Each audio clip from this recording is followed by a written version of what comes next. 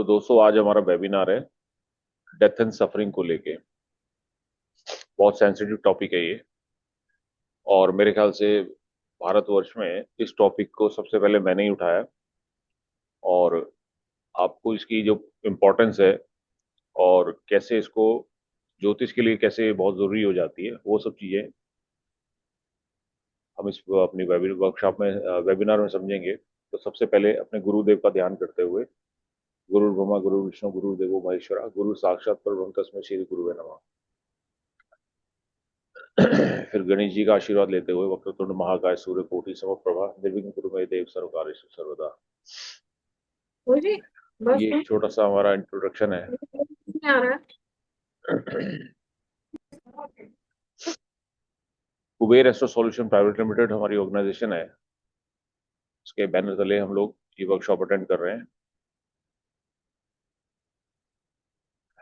MCA के under हमारी company जो है रजिस्टर्ड है और सर्टिफिकेट्स जितने भी हमारे कोर्सेज हैं they are all certified by the 9001 2015 ISO certified. Astrology से संबंधित जितनी भी सर्विसेज हैं वो हमने एक ही प्लेटफॉर्म पे लाने की कोशिश की है। जैसे एजुकेशन की बात करें तो हर वेरिएंट हम लोग पढ़ाते हैं, कैटर कर रहे हैं। धीरे धीरे इसमें और भी कोर्स हम इंट्रोड्यूस करते जा रहे हैं। कंसल्टेंसी की बात करें तो हमने एक ऐप क्रिएट की है 96 एस्ट्रो टॉक टू एस्ट्रोलॉजर जो कि गूगल प्ले स्टोर पर उपलब्ध है। और ऑटोमेटिक कैलकुलेशन के मामले में भी हमने दो चीजें अभी डिजाइन की है, लाइव कैलकुलेटर और आयु मिलान। बाकी चीजों पे काम चल रहा है और जल्दी आपको अपना सॉफ्टवेयर भी हम लोग प्रोवाइड करेंगे, professional software free of cost अपने स्टूडेंट्स के लिए। बहुत एक्सटेंसिव सॉफ्टवेयर बनने वाला है।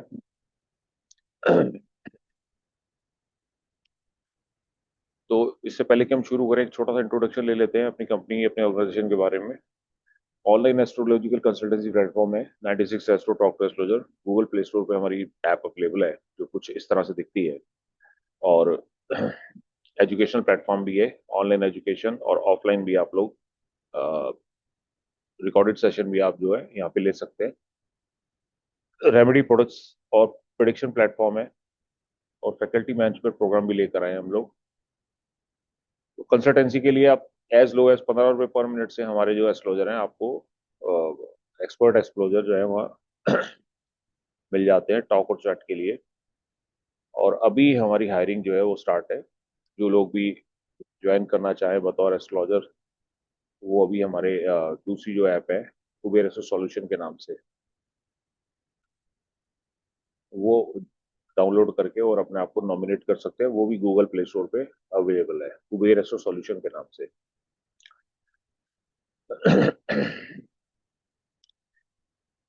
तो ये सारी चीजें तो आप जानते ही हैं।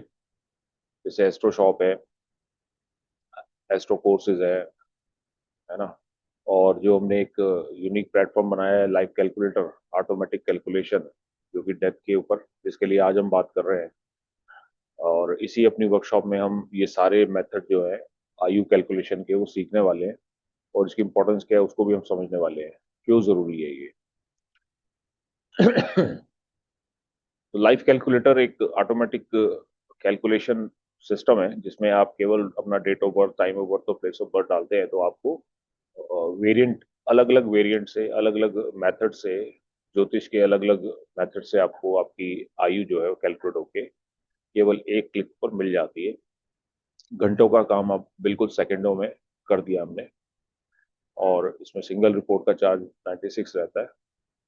और एस्ट्रोलॉजर्स के लिए हमने एक पैकेज बनाया है साल का जिसमें मल्टीपल रिपोर्ट्स आप बना सकते हैं और इन रिपोर्ट्स को आप चाहो तो अपने क्लाइंट के साथ शेयर भी कर सकते हैं और चार्ज भी कर सकते हैं अकॉर्डिंगली। काफी डिटेल रिपोर्ट हमने तैयार की है और बहुत एक्यूरेट है ये। और एक 3 साल का पैकेज भी है इसमें। दूसरा प्लेटफॉर्म में तैयार किया है आयु मिलान, जिसकी इंपॉर्टेंस अष्टकूट गुण मिलान को ये कंप्लीट करता है। अष्टकूट गुण मिलान जो है अपने आप में एक अधूरा विज्ञान है मैरिज कंपैटिबिलिटी में। क्योंकि अगर लाइफ दोनों की लाइफ ही अगर मैच नहीं की तो फिर गुणों का हम क्या करेंगे, गुण मिलाकर क्या करेंगे। केवल गुण के आधार पर आप किसी से अपना जीवन का संबंध जोड़ने जा रहे हैं, तो ये अपने आप में एक अधूरा काम है जिसे हमने पूरा किया है आयु मिलान के जरिए। ये भी ऑटोमेटिक कैलकुलेशन पे काम करता है, केवल आपको अपने बर्थ डिटेल डालने हैं, लड़का लड़की के, और आपके सामने पूरी रिपोर्ट जिसमें कि ना केवल गुण, 36 गुण, और आयु भी, और उसके साथ साथ फिर मांगलिक दोष कंसिडरेशन भी आपको पूरी रिपोर्ट के रूप में मिल जाता है। एक ही रिपोर्ट में आपको पूरा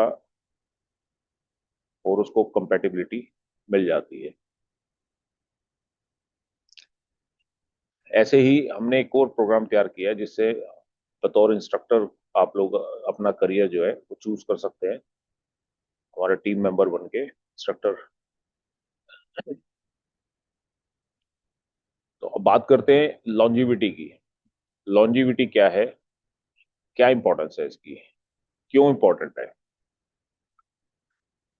परम आयु परीक्षित 50 समाचारित आयु ही नरो इससे लक्षण किन प्रयोजनम। तो शास्त्रों में साफ तौर पर लिखा है कि ज्योतिषी वही है, विद्वान ज्योतिषी वही है जो सबसे पहले कुंडली सामने आते ही जातक की आयु को देखे कि इस जातक की आयु कितनी है, और उसके बाद जो भी सवाल है, जो भी प्रश्न है, या जो भी वो चीजें कंसिडर करना चाहते हैं, चाहे उसकी शादी की बात है, चाहे बच्चे की बात है, वेल्थ की बात है, या कोई सफरिंग्स की बात है, कोई बीमारी है, कर्जा है, रोग है, रिश्तेदारी है, कुछ भी देखना है, तो वो सब चीजें बाद में देखनी चाहिए। सबसे पहले ये एक ज्योतिषी का धर्म हो जाता है, फर्ज हो जाता है कि उसे सबसे पहले ये देखना चाहिए कि कुंडली में व्यक्ति जातक की आयु है या नहीं है।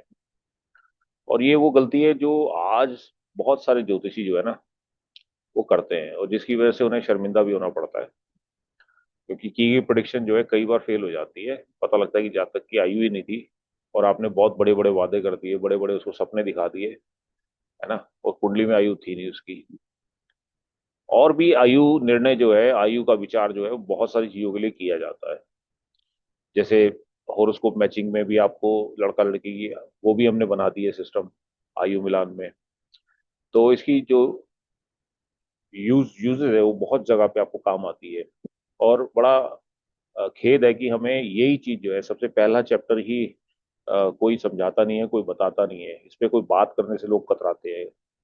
अगर आपके सो कॉल्ड गुरु से भी आप बात करो जिनसे आपने शिक्षा ली है, तो सब लोग आपको यही कहते हैं कि आयु में बात नहीं करनी चाहिए।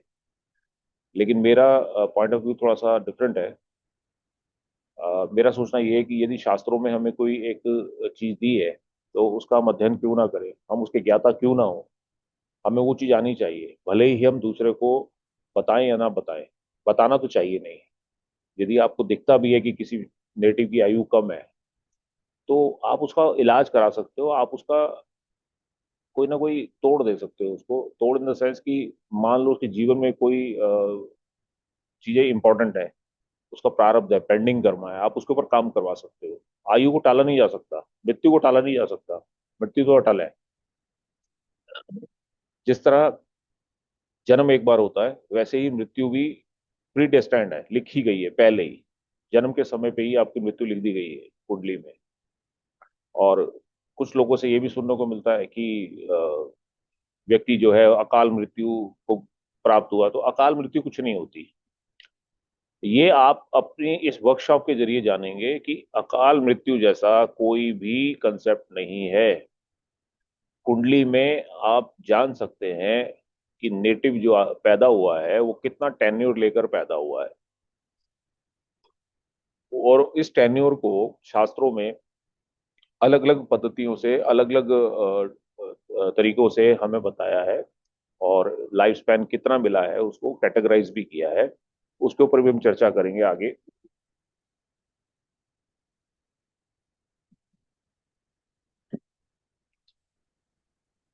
तो क्या लाइफ स्पैन को प्रिडिक्ट किया जा सकता है? हालांकि ये आसान काम नहीं है, किसी की भी आयु को पिन पॉइंट करना आसान काम नहीं है कुंडली में। इसके लिए गहन अध्ययन, वास्ट नॉलेज और कंटिन्यूस प्रैक्टिस की जरूरत पड़ती है। एक चैलेंजिंग जॉब है सबसे बड़ा पिन पॉइंट करना। फिर भी एक किसी भी नेटिव की आप डेट ऑफ डेथ निकालने जाते हो, तो उसमें बहुत सारे फैक्टर जो है बीच में आ जाते हैं, जो इनके ऊपर जो आपके हाथ में नहीं है। पर हाँ, आप वहां तक पहुंच सकते हो, कर सकते हो, अगर आप कंटिन्यूस प्रैक्टिस करें तो पिन पॉइंट भी किया जा सकता है। परंतु ये कहना कि ये सब भगवान के हाथ में है, भगवान ने ऐसा क्यों किया, है ना, किसी की अर्ली डेथ हो जाती है तो सब कहते हैं भगवान ने कैसा जुल्म कर दिया। जुल्म कुछ नहीं है। जितना टेन्योर व्यक्ति लिखवा कर आया ना, जिएगा उतना ही, सांसें उतनी ही लेगा जितनी उसे मिली है इस जीवन में, उतना ही उसका कर्म है, उतना ही उसका प्रारब्ध था। जो लोग इसको अपने प्रारब्ध को या अपने पर्पस ऑफ लाइफ को समझ लेते हैं, वो उसे फुलफिल करने के लिए डेफिनेटली इस जन्म में अच्छे कर्म करते हैं। और जो नहीं समझ पाते, उन्हें फिर अगला जन्म लेना पड़ता है। और जैसा कि आप देखेंगे कि एक ही माँ की कोख से दो बच्चे पैदा होते हैं, ट्विंस की बात करें, ट्रिपलेट्स की बात करें, तो एक ही माँ की कोख से एक ही समय पे एक ही स्थान पे दो बच्चे पैदा होते हैं, लेकिन दोनों के फेट में बहुत बड़ा डिफरेंस होता है। और मोस्ट ऑफ द केसेस आपने देखा होगा कि एक बच्चा बच पाता है, दूसरा बच्चा नहीं बच पाता। एक बच्चा अगर बच भी जाते हैं, मान लो अच्छी हेल्दी लाइफ होती है उनकी, तो एक का भाग्य कुछ और है, एक का भाग्य कहीं और होता है। तो इतनी जब समानता समानताएं होते हुए भी जब दो बच्चों का जन्म एक ही स्थान पर हुआ, एक ही माता के गर्भ से हुआ, एक ही समय पे होता है, मेरली कुछ मिनटों के डिफरेंस से ही कुंडली में बहुत सारी चीजें बदल जाती है, भाग्य बदल जाता है पूरा, और लॉन्जिविटी भी बदल जाती है इससे। तो क्या समझ में आया यहाँ से हमें कि अगर लॉन्जिविटी किसी की आपको क्रैक करनी है, तो उसके लिए हमें सबसे पहले उसका प्रिसाइज बर्थ टाइम जरूरी है। जैसा ट्विंस के केस में हम देखते हैं कि 5 मिनट 7 मिनट के डिफरेंस पे दो बच्चे पैदा होते हैं, है ना। एक बच्चा तो लंबी लाइफ जीता है, एक बच्चा थोड़ी जल्दी ही उसकी डेथ वगैरह हो जाती है। तो कुंडली में टाइमिंग को भी सुधारना, ये भी एक बहुत बड़ा जॉब है या रिस्पॉन्सिबिलिटी है, जो कि एक अच्छे एस्ट्रोलॉजर को वो भी सबसे पहले कंसिडर करना चाहिए कि बर्थ टाइम की एक्यूरेसी क्या है, कितनी है। बट फिर भी अगर बर्थ टाइम एक्यूरेट नहीं भी है, तो भी क्या हमें टेन्योर मिल सकता है? यस, हम एटलीस्ट उसके टेन्योर तक पहुंच सकते हैं। 2-4 महीने ऊपर नीचे हमें शास्त्रों में ऐसी पद्धतियां दी हैं जिसके कैलकुलेशन से, मैथमेटिकल कैलकुलेशन से हम किसी भी नेटिव के जो स्पैन ऑफ लाइफ है उसे हम कैलकुलेट कर सकते हैं। और एटलीस्ट हमें ईयर पता लग सकता है कि कोई नेटिव कितने कौन से ईयर में इसकी डेथ होगी या कितना टेन्योर उसके बाद बचा हुआ है। वो सारी चीजें हम इसमें देख सकते हैं। और फर्दर यदि आप और ज्यादा एक्सपर्ट हो जाते हो, एक्सपर्टीज हो जाती है आपकी, आप उसका बर्थ टाइम रेक्टिफिकेशन करके, बीटीआर करके, और ट्रांजिट पे भी अगर आपकी अच्छी पकड़ है, तो ट्रांजिट से भी आप उसको और ज्यादा पिन पॉइंट, उस इवेंट को और पिन पॉइंट तक कैलकुलेट या अंदाजा उसका लगा सकते हो, पिन पॉइंट भी कर सकते हो आप। पर पिन पॉइंट तभी हो पाएगा ना जब हमें बेसिक चीजें पता होंगी। एक्सपर्टीज तो तभी किसी चीज में होंगी कि जब हमें उसकी बेसिक्स आते होंगे, बेसिक से हमने काम किया होगा। तो अपनी इस वर्कशॉप में हम 10 दिन सिर्फ और सिर्फ यही देखने वाले हैं कि ना केवल मृत्यु पे बात नहीं करेंगे। देखो, मृत्यु तो अटल सत्य है, एक ही बार होनी है मृत्यु। लेकिन जो ये जीवन मिला ना, पहाड़ सा जीवन, इसमें कई बार ऐसी सिचुएशन आ जाती है कि जहां आपको मरे के समान समझते हो अपने आप को, मृत्यु तुल्य कष्ट बोला गया जिसको, ऐसे कष्ट जो कि अनबेरेबल होते हैं, अनकंट्रोलेबल होते हैं, जिसका कोई तोड़ नहीं होता, जो आपको भोगने ही पड़ते हैं ऐसे कर्म। और मरने के समान ही आप अपने आप को समझते हो, और कई बार आपको मृत्यु का भय सताने लगता है। कई ऐसी सिचुएशन आ जाती है जीवन में जहां आपको लगता है कि अब शायद मेरा दी एंड होने वाला है ना। तो वो किस तरह से, कौन कौन से प्रकार के भय होते हैं, वो भी हम बात करेंगे। ना केवल मृत्यु पे, पर मृत्यु तुल्य कष्ट पे भी बात करेंगे कि नेटिव को जीवन के किस डोमेन से जो है वो कष्ट मिलना है। क्योंकि शास्त्रों में एक और सिद्धांत दिया है, देहधारी को दंड है सब काहू को होए, ज्ञानी काटे ज्ञान से मूर्ख काटे रोए। तो ये जो शरीर मिला ना आपको, देह मिली है, इंसान रूपी जो शरीर मिला है, ये दोनों चीजों के लिए मिला आपको, सुख भोगने के लिए भी और दुखों का भुगतान करने के लिए भी। सुख और दुख, ये दोनों चीजें, जितने भी, जिस भी रूप में सृष्टि इस धरातल पर जितने भी लोगों ने जन्म लिया है, चाहे वो जीव जंतु पशु पक्षी, है ना, जिनमें प्राण वायु है, वो सब अपने अपने कर्मों के अनुसार यहाँ पे अपने कर्म भोगने आते हैं, अच्छे कर्मों का फल भोगते हैं और बुरे कर्मों का दंड उनको मिलता है। तो वो जो बुरे कर्मों का दंड है वो किस जीवन के किस डोमेन से मिलेगा? एक नेटिव क्या संतान पक्ष से दुखी रहेगा, या धन एलिमेंट से परेशान रहेगा, या उसका शारीरिक कष्ट उसको परेशान करेगा, एक्सीडेंट होगा, बीमारी होगी, कोई क्रॉनिक डिसीज होगी, किस तरीके से, या कोई रिश्तेदार से, कोई रिश्ते से उसको ज्यादा जीवन में संघर्ष करना पड़ेगा, या बच्चों को लेके उससे संघर्ष करना पड़ेगा, जीवन के किस डोमेन से आपको कष्ट मिलने वाला है, ये सारी चीजें आप कुंडली से कैसे देख सकते हो, वो सारी चीजें हम अपने 10 दिन की वर्कशॉप में पढ़ने वाले हैं। और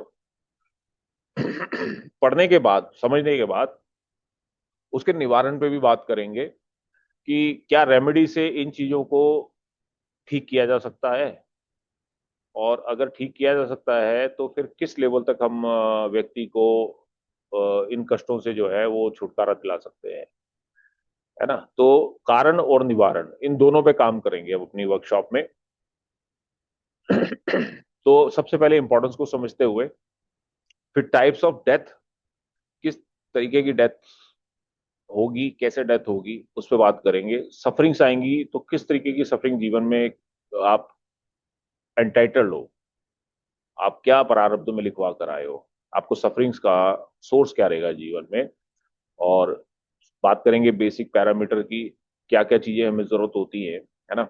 इसमें डिविजनल चार्ट कौन कौन से हैं, वो भी डिविजनल चार्ट्स पे भी हम डिटेल में बात करेंगे, और डिविजनल चार्ट्स को कैसे यूज करना है उसको भी समझेंगे, कौन कौन से डिविजनल चार्ट से हमें क्या देखना है। फिर इसके बाद मृत्यु का कारण, मृत्यु की जगह, और मृत्यु किस प्रकार की होगी, nature of death, cause of death और प्लेस ऑफ डेथ। यहाँ तक भी आप अगर आपका टाइम ठीक है ना, प्रिसाइजली है, देखो 2-4 मिनट का फर्क तो होता ही है, चाहे कोई कितना भी चार्ट लेकर आए आपके पास, बहुत डिटेल लेकर आए, 1-2 मिनट का आपको फर्क मिलेगा ही मिलेगा। वो भी आप कैसे रेक्टिफाई कर सकते हो, ये भी मैं आपको इस वर्कशॉप में सिखाने वाला हूँ, बताने वाला हूँ कि सबसे पहले आप टाइमिंग को कैसे, टाइम फ्रैक्शन को कैसे चेक कर सकते हो, आसान मेथड से, लंबे मेथड से नहीं, जल्दी से आप कैसे टाइमिंग को चेक कर सकते हो। टाइमिंग चेक करने के बाद फिर आपकी जो भी प्रिडिक्शन होगी, जो भी कैलकुलेशन होगी, वो एकदम एक्यूरेट आएगी।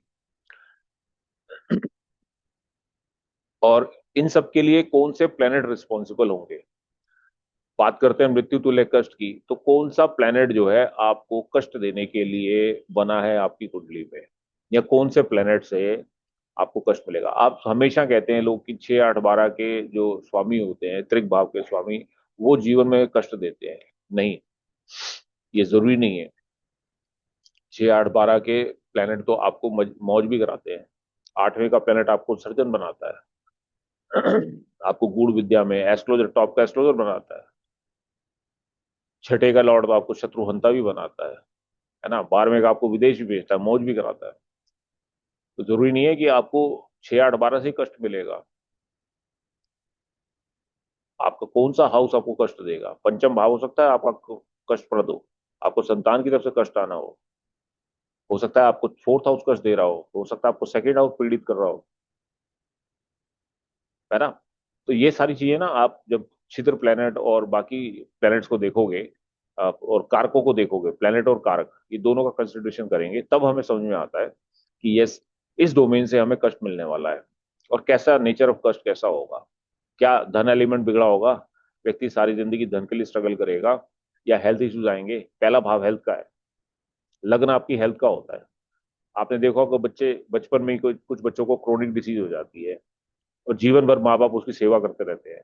कोई एक्सीडेंट हो जाता है बच्चे का, अपंग हो जाता है, कोई डिसेबिलिटी हो जाती है, या बच्चा पैदा ही डिसेबल होता है, इसको स्पेशल चाइल्ड बोलते हैं। अब माँ बाप के लिए तो वो कष्ट ही है ना, उम्र भर का। फिर वो दुआएं लेते हैं, दुआएं मांगते हैं कि हे भगवान, इससे बढ़िया तो उसको उठा ही ले। तो वो कष्ट उस नेटिव का भी है और सब्सिक्वेंटली उसके पेरेंट्स का भी है। तो क्या पेरेंट्स की कुंडली में वो कष्ट लिखा हुआ था कि उन्हें ऐसी संतान मिलेगी? यस। आप बच्चे की कुंडली तो बोल रही है आपको कि यस, बच्चा जो है आपका डिसेबल या फिजिकली चैलेंज्ड है, या किसी भी तरीके की उसमें एक स्पेशल चाइल्ड वाले गुण है। लेकिन वो कष्ट माता पिता की कुंडली में भी तो होगा ना, लिखा होगा ना, उन्हें भोगना है, उन्हें कष्ट काटना है। तो वो चीजें आपको मैं कुंडली से कैसे देखना है, हाँ, हम इसको टाल नहीं सकते। आप किसी भी किस्म की जो प्रकृति है उसको छेड़छाड़ नहीं कर सकते। जो व्यक्ति जिसके लिए पैदा हुआ है वो उसको मिलेगा ही मिलेगा। वो प्रारब्ध आप उसको बदल ही सकते। लेकिन आप एक चीज भूल जाते हो कि देहधारी को दंड है, सब कामों को होए, ज्ञानी काटे ज्ञान से, मूर्ख काटे रोए। दुख तो मिलना है ना। पूजा पाठ, दान पुण्य, हवन, रेमेडीज करा के आप कम से कम उस व्यक्ति को, उसकी जो विल पावर है उसको स्ट्रांग कर सकते हो, ताकि उसे दुखों को झेलने की क्षमता मिले। और बतौर एस्ट्रोलॉजर आपका फर्ज भी बन जाता है, आपका यही फर्ज बनता है कि आप सामने वाले को दिशा दिखाओ, दिशा का ज्ञान करो। क्योंकि ज्योतिष अपने आप में ही, ज्योतिष का मतलब क्या है? ईश की ज्योति, अंधेरे में रास्ता दिखाना। और बतौर ज्योतिषी हम केवल सामने वाले को गाइड करते हैं, एक प्रॉपर वे में उसकी कुंडली के अनुसार उसे गाइड कर सकते हैं। और कष्ट जो होते हैं वो कितने किस्म के होते हैं, पाप कितने किस्म के होते हैं, कौन से पाप माफी के लायक होते हैं और कौन से पापों की सजा आपको भोगनी ही पड़ती है, इसके ऊपर भी मैं आपसे चर्चा करूंगा अपनी वर्कशॉप में। आपको बताऊंगा, और बताऊंगा क्या, दिखाऊंगा आपको कुंडली में कि जो 3 तरीके के पाप बताए गए हैं। एक वो जो जाने अनजाने में हो जाते हैं व्यक्ति से, रोजमर्रा रोजमर्रा की जिंदगी में, जो उसे मालूम ही नहीं है उससे पाप हो गया, उसकी माफी आपको तुरंत मिलती है। आप रेमेडी कराओ, तुरंत आराम आ जाता है उसका। एक आध बार रेमेडी कराने से ही व्यक्ति को रिलीफ मिल जाता है। एक वो होते हैं कि जो आपने भला करने गए थे और हो गया दूसरे का बुरा, ठीक है, उसकी रेमेडी आपको निरंतर बार बार करानी पड़ती है, बट अल्टीमेटली उससे भी रिलीफ मिल जाता है। और एक वो पाप कर्म होते हैं जो व्यक्ति जानते बूझते हुए अपने पूरे होशोवास में करता है, और उसकी आपको कोई रेमेडी नहीं बनती। वो व्यक्ति को भोगने ही पड़ते हैं कर्म, उससे कोई बचाव नहीं होता। हाँ, उसका भी बचाव है, 2 तरीके हैं, वो भी मैं आपको बताऊंगा। तो ये 3 तरीके के जो पाप कर्म है, क्या कुंडली से जस्टिफाई देखे जा सकते हैं? बतौर एस्ट्रोलॉजर क्या आप देख सकते हैं कि इसको जिस पाप की सजा मिल रही है, क्या ये माफी के लायक है? क्या इसकी रेमेडी हो सकती है? क्या मैं इसकी रेमेडी दूं? और कई बार आपको कुछ ऐसे पाप कर्म भी होते हैं जिसकी रेमेडी आपको नहीं देनी चाहिए, बट इग्नोरेंस में आप उसकी रेमेडी कराते रहते हो। अब होता यह है कि वो बैकफायर करती हैं, आप बीमार रहने लग जाते हो। तो बतौर एस्ट्रोलॉजर आपको ये भी पता होना चाहिए कि आपको किस चीज की रेमेडी देनी है, किस चीज की रेमेडी नहीं देनी है। तो इस वर्कशॉप में आप ये भी समझने वाले हो कि आपको कौन सी रेमेडी देने से बचना है, किस प्लेनेट की रेमेडी आपको नहीं करानी है नेटिव की। वरना वो उसको तो छोड़ देगा, आपके पीछे पड़ जाएगा। उसको बोलते हैं ट्रांसफरेबल कर्म, वारे का वट्टा बोलते हैं उसको।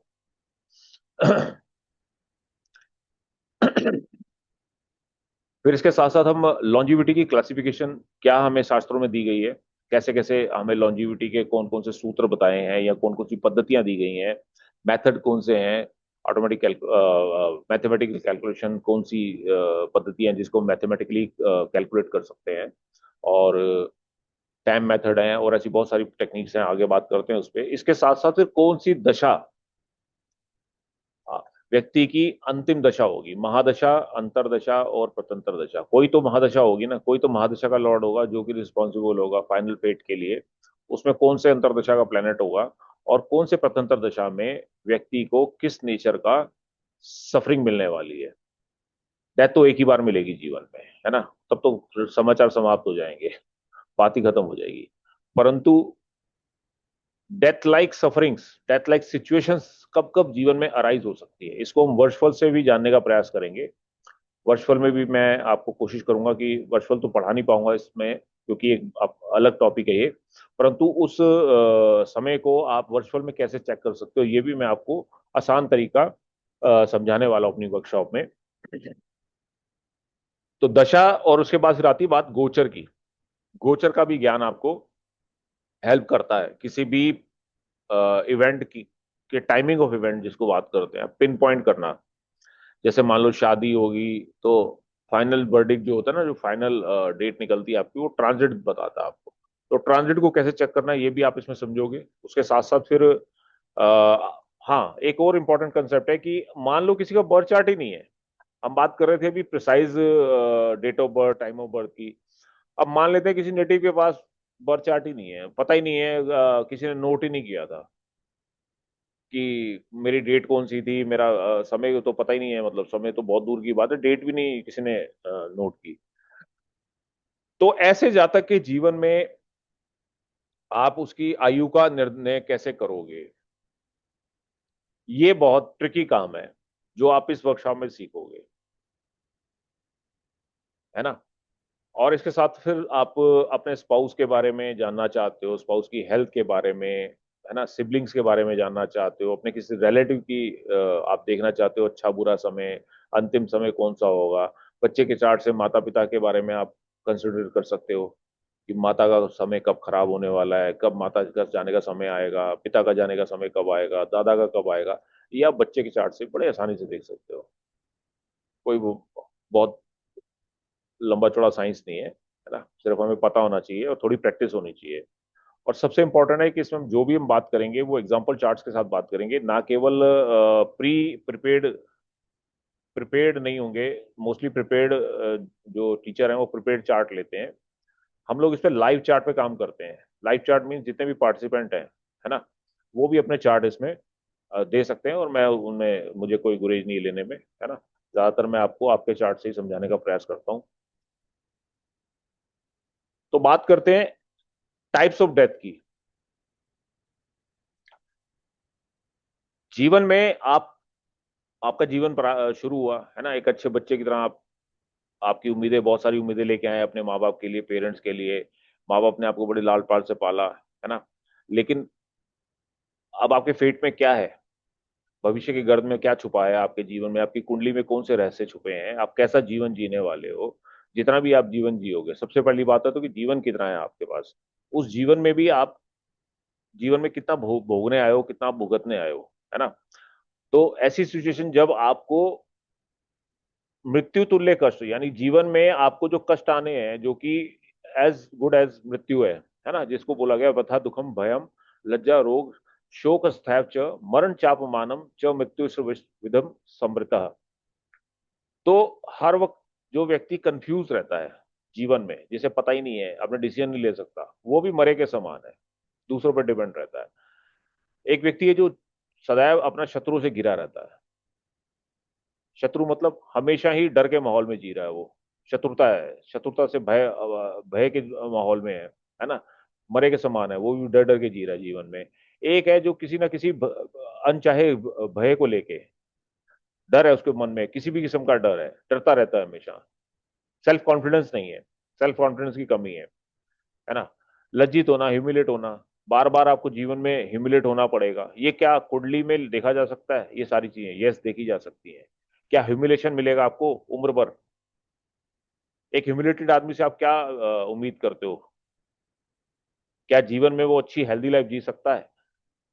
एक व्यक्ति है जो शोक के सौरव या नेगेटिविटी लेकर ही जीवन में चलता है आगे, हर चीज में नेगेटिव चीजें ढूंढता है, नेगेटिविटी बहुत जल्दी इसको प्रभावित करती है। फिजिकली डिसेबल्ड व्यक्ति हो गया, किसी भी किस्म की डिसेबिलिटी है, हैंडीकैप है, वो भी तो दूसरों पर डिपेंडेंट है, मरे के समान ही है वो, बार बार आपको इंसल्टेड होना पड़ता है जीवन में। क्या होना पड़ेगा, कौन से फैक्टर होते हैं जो ये दिखाते हैं कि आपका जन्म ही जो है वो किसके लिए हुआ है, इंसल्टेड होने के लिए। और अंतिम दुख है मृत्यु, शरीर से प्राण निकलना, ये अंतिम सत्य है। और आप अगर रामायण की बात करते हो तो रामायण में भी आप देखना, जो लंका कांड है, लंका कांड में जब अंगद रावण के पास गया था उसके दरबार में एक आखिरी बार समझौते का प्रस्ताव लेके, तो अंगद ने भी बोला था रावण को, कौल काम बस कृपण विमूढ़ा अति दरिद्र अति अति बूढ़ा सदा रोग बस सतत क्रोधी विष्णु विमुख श्रुति संध विरोधी तनु पोषक निंदक अधखानी जीवत शमसत 14 प्राणी। तो 14 तरह के मृत्यु के प्रकार बताए वहां पे अंगद ने।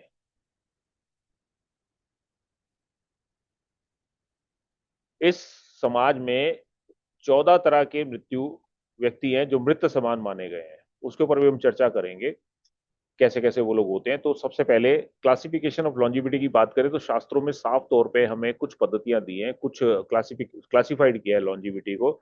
जैसे कि बालारिष्ट योग, 0 से लेके और 12 साल तक, जब बच्चा 12 साल तक का होता है तो उसको बालारिष्ट योग बोलते हैं।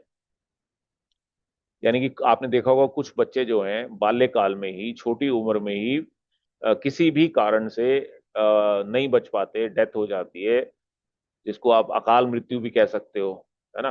ज्यादातर हमारे समाज में उसे अकाल मृत्यु बोला गया है। लेकिन कुंडली में देखोगे तो आपको बालारिष्ट के योग जो है वो दिखाई देंगे। बालारिष्ट मतलब कि पता ही था कि इस नेटिव के पास बचपन में ही मतलब 12 साल से ऊपर इसमें बढ़ना ही नहीं है।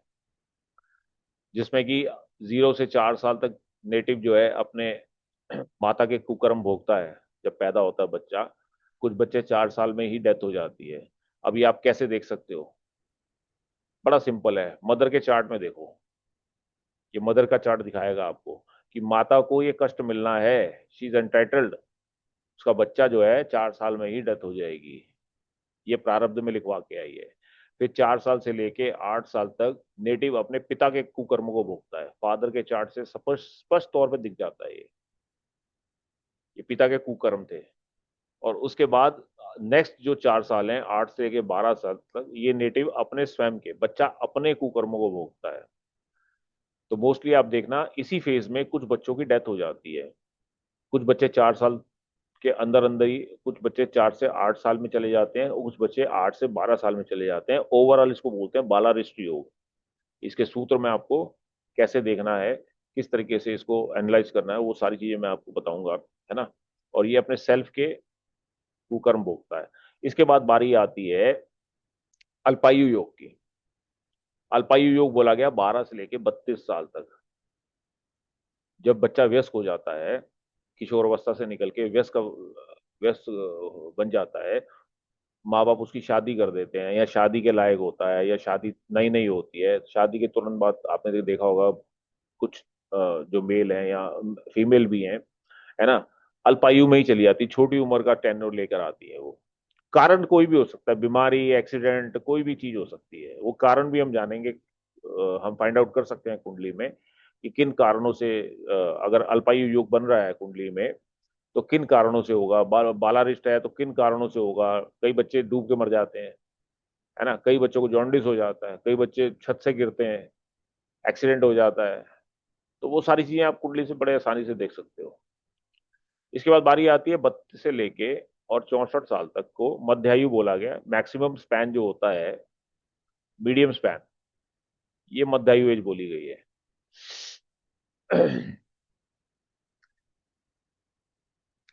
उसके बाद पूर्ण आयु आती है हमारी। पूर्ण आयु वो है जो नेटिव 64 साल से ऊपर, और फिर इसमें जो पराशरी मेथड है, विमशोत्री, उसमें 120 साल का टेन्योर दिया हुआ है। और जर्मनी में इसको अष्टोत्री 108 साल का टेन्योर दिया है ना। और लाल किताब में इसको 35 साल चक्र, यानी कि 105 साल का टेन्योर लिया है मैक्सिमम। बट आपने देखा होगा कुछ लोग 120 साल से ऊपर भी जिंदा है। कई देशों में आपने देखा होगा जैसे कि चाइना हो गया, जापान हो गया, जहां पर लोग 120 साल से ऊपर भी जीते हैं, है ना। पर चलो हम तो चार्ट से बात करेंगे और कैलकुलेशन के ऊपर, मेथड के ऊपर बात करेंगे, है ना, और कैसे इसको देखा जा सकता है। परंतु ये जो स्पैन है ये 64 साल से ऊपर, और उसके बाद फिर कितना लाइफ कितनी होगी, मैक्सिमम कितनी लाइफ होगी, 64 के बाद 70 होगी, 72 होगी, 75 होगी, 78 होगी, 80 होगी, 85 होगी, क्या ये देखा जा सकता है? यस, ये कैलकुलेट किया जा सकता है टेन्योर। और इसमें दो तरीके से हम सिस्टम को पढ़ेंगे, एक पराशरी सिस्टम और दूसरा है जैमिनी सिस्टम। दोनों से ही आयु को निर्णय कैसे किया जा सकता है उसको बड़ी डिटेल में समझेंगे। क्या बेसिक पैरामीटर की जरूरत है इसमें? सबसे पहले हाउस, कौन कौन से हाउस हैं जो कि आयु कारक हाउस होते हैं, आयु कारक हाउस माने जाते हैं। ग्रह कौन से हैं जो आयु कारक होते हैं, आयु देने वाले ग्रह कौन से हैं, उनके बल से कैसे ज्ञात किया जा सकता है कुंडली में। और फिर होती बात बात होती है भावेश की। ये भाव हो गया, ये भावेश हो गया, है ना, ये ग्रह हो गया, और ये कारक हो गया। तो भाव, भावेश और ग्रह और कारक, ये चार चीजें जब आप फाइंड आउट कर लेते हो, इनको आइडेंटिफाई कर लेते हो, उसके बाद आप किसी भी इवेंट को, किसी भी सब्जेक्ट को, या किसी भी क्वेश्चंस को, क्वेश्चन का आंसर आपको इन चारों से ही मिलता है। उसकी कंफर्मेशन जाके होती है फिर डिविजनल चार्ट में, रिस्पेक्टिव डिविजनल चार्ट, उस पर स्टैंप लगा देते हैं, आपकी जो अंडरस्टैंडिंग है उसको कंफर्म कर देते हैं। तो आयु की बात जब हम कर रहे हैं, तो आयु में कौन कौन से भाव जो है वो इंपॉर्टेंट हो जाते हैं। जैसे सबको मालूम है कि अष्टम भाव आयु का है, और अष्टम टू अष्टम थर्ड भाव, ये दो भाव माने गए हैं आयु के। और ऐसे ही दो मारक भाव बोले गए हैं। पता है किसी को मारक भाव कौन से होते हैं? पंच महाविद्या स्टूडेंट को छोड़ के बाकी स्टूडेंट से मैं पूछना जी गुरु चाहूंगा, जी, दूसरा और सातवां। दूसरा साथ में। है ना, क्योंकि आठवें का हाँ, लॉस जो दूसरा है वो, सातवां। बिल्कुल सही, आठवें का जो लॉस है वो सेवंथ है, और तीसरे का लॉस है वो सेकंड है। इसलिए ये दो भाव जो होते हैं मारक भाव बोले गए हैं कुंडली में, है ना। लेकिन मजे की बात देखो, ये मारक भाव तो हैं, लेकिन मजे भी तो सबसे ज्यादा यही कराते हैं। धन भी तो इसने देना है, सेकंड भाव आपको धन देता है, सेकंड भाव कमजोर है तो भाई साहब आपका वेल्थ एलिमेंट बेकार है, वीक है ना, धन से पीड़ित रहोगे। अच्छा, सप्तम भाव आपका वीक है, तो कहीं ना कहीं आपके जीवन का जो आधा हिस्सा है, जो आपकी अर्धांगिनी बोली जाती है, बेटर हाफ, जिसको बेटर हाफ बोलते हैं ना फीमेल्स में, बेटर हाफ, तो बेटर हाफ भी तो ये देता है, शादी का लड्डू भी तो यही देता है, सातवां भाव मारता भी यही है। अब ये मान लो, ये अब बताओ कि मजबूत होना चाहिए, स्ट्रांग होना चाहिए, कि वीक होना चाहिए? ये बस, गुरु जी, अध्यात्म के हिसाब से तो मारक ही हुआ ना। तो क्या मुझे बताओ ना, क्या सातवां भाव या दूसरा भाव अब आपको मजबूत चाहिए या वीक चाहिए, बताओ। मैं कहता हूं सेकंड भाव वो आपको धन देता है, और सप्तम भाव आपको शादी का लड्डू देता है, यानी शादी का सुख देता है, परम सुख, है ना। पत्नी का पूरा भरपूर सुख आपको कहां से मिलेगा? सप्तम भाव से मिलेगा ना। सप्तम भाव जितना मजबूत होगा, उतना आपके जीवन में रसगुल्ले मिलेंगे खाने को, बढ़िया बढ़िया पकौड़े मिलेंगे, सेवा होगी। आइदर वे, मेल या फीमेल, दोनों के लिए है, दोनों पे अप्लाई होता है। हाँ जी सर, मजबूत चाहिए, मजबूत। मजबूत चाहिए ना। हाँ जी। अब देखो, मजबूत भी चाहिए, अब मारक भाव भी हैं, ये मारक भाव भी हैं। अगर मजबूत होंगे मारक भाव, तो मारेंगे भी तो गुरु ज्यादा। जी, गुरु जी, अध्यात्म के हिसाब से तो मारक ही हुए ना। ऐसा पर नहीं वो है। हर वक्त मारक नहीं होते ना, वो तो जब उनकी दशा, उनका टाइम पीरियड आएगा वो तभी होंगे ना, बाकी टाइम पे तो एग्जैक्टली आपको स्ट्रांग exactly, यही चाहिए। डिकोड करना है हमें कि क्या दूसरा भाव हमारा, क्या हमें अच्छी चीजें देगा, गुड थिंग्स देगा, या ज्यादा कष्ट, कष्ट देगा जीवन में। क्या सप्तम भाव हमें स्पाउस का सुख देगा, या हमें कष्ट देगा, या जीवन के अगर कष्ट मिलना है तो कौन से डोमेन से मिलेगा, स्पाउस के विद रेफरेंस कौन से डोमेन से हमें कष्ट मिल सकता है, और किस लेवल का कष्ट मिलेगा, उसकी इंटेंसिटी कितनी होगी। सेकंड भाव अगर हमें धन देगा तो कितनी इंटेंसिटी का देगा, और कष्ट देगा तो वो भी कितनी इंटेंसिटी का होगा। इनमें जब हम इन दोनों को तोलेंगे ना पलड़े में, तराजू में, तब हमें पता लगेगा कि हम वेल्दी होंगे, वेल्दी हो सकते हैं, बहुत अच्छे हो सकते हैं, क्या हम हेल्दी भी होंगे? कई बार आपने देखा होगा करोड़पति लोग होते हैं, गुरु जी। बहुत वेल्दी होते हैं, लेकिन गुरु जी। हेल्थ, हेल्थ का सुख नहीं होता, है ना। गुरु जी। हाँ संजय बोलो। गुरु जी, अध्यात्म के हिसाब से तो मारक भाई हुए ना। हाँ, वो ज्योतिष के भाव, ज्योतिष के रेफरेंस से दोनों मारक भाव माने जाते हैं। लेकिन केवल, देखो संजय 2 मिनट म्यूट करो, केवल इनको मारक भाव समझना, है ना, और इनको आयु भाव समझना। अब आप आठ अष्टम भाव की बात करो, अष्टम भाव आपका स्ट्रांग होना चाहिए कि वीक होना चाहिए, मुझे बताओ। स्ट्रांग और वीक, क्योंकि अष्टम भाव जो है वो एस्ट्रोलॉजी के हिसाब से स्ट्रांग होना चाहिए। सडन, है ना, सडन मुसीबतों का है, पीड़ा का है, दुख का है, हर एक चीज का है, हर एक बुरी चीज का अष्टम भाव है। लेकिन आयु भी तो है, आयु भी तो यही देगा। तो कौन सा भाव अपने आप में क्या छुपा कर बैठा है आपके लिए? हर भाव कुंडली में, ज्योतिष में ना, कोई भाव अच्छा नहीं होता, कोई भाव बुरा नहीं होता, कोई प्लेनेट अच्छा नहीं है, कोई प्लेनेट बुरा नहीं है। अब सवाल ये है कि वो हमारे लिए क्या लेकर आया है। हो सकता है आपके लिए बृहस्पति बहुत अच्छा हो, आपकी कुंडली में, आपके पति की कुंडली में मारक हो, ना हो अच्छा। फिर एक चीज जो आपके लिए अच्छी है या आपके पैरामीटर पे आप जिसे अच्छा मान रहे हो, वो दूसरे के लिए खराब हो सकती है। प्लेनेट वही है, हाउसेस वही हैं। हमें कितना मिलना है, हमें कितना सुख मिलना है, ये दो देखो, जीवन के ना दो पलड़े हैं, सुख और दुख। ये दोनों ही हमें मिलने हैं, ये दोनों ही अपने भाग्य में लिखवा कर आए हैं। जो चीज हमें पसंद है वो, उससे हमें सुखों की प्राप्ति होती है, जो चीज हमें पसंद नहीं है उससे हम दुखी होते हैं।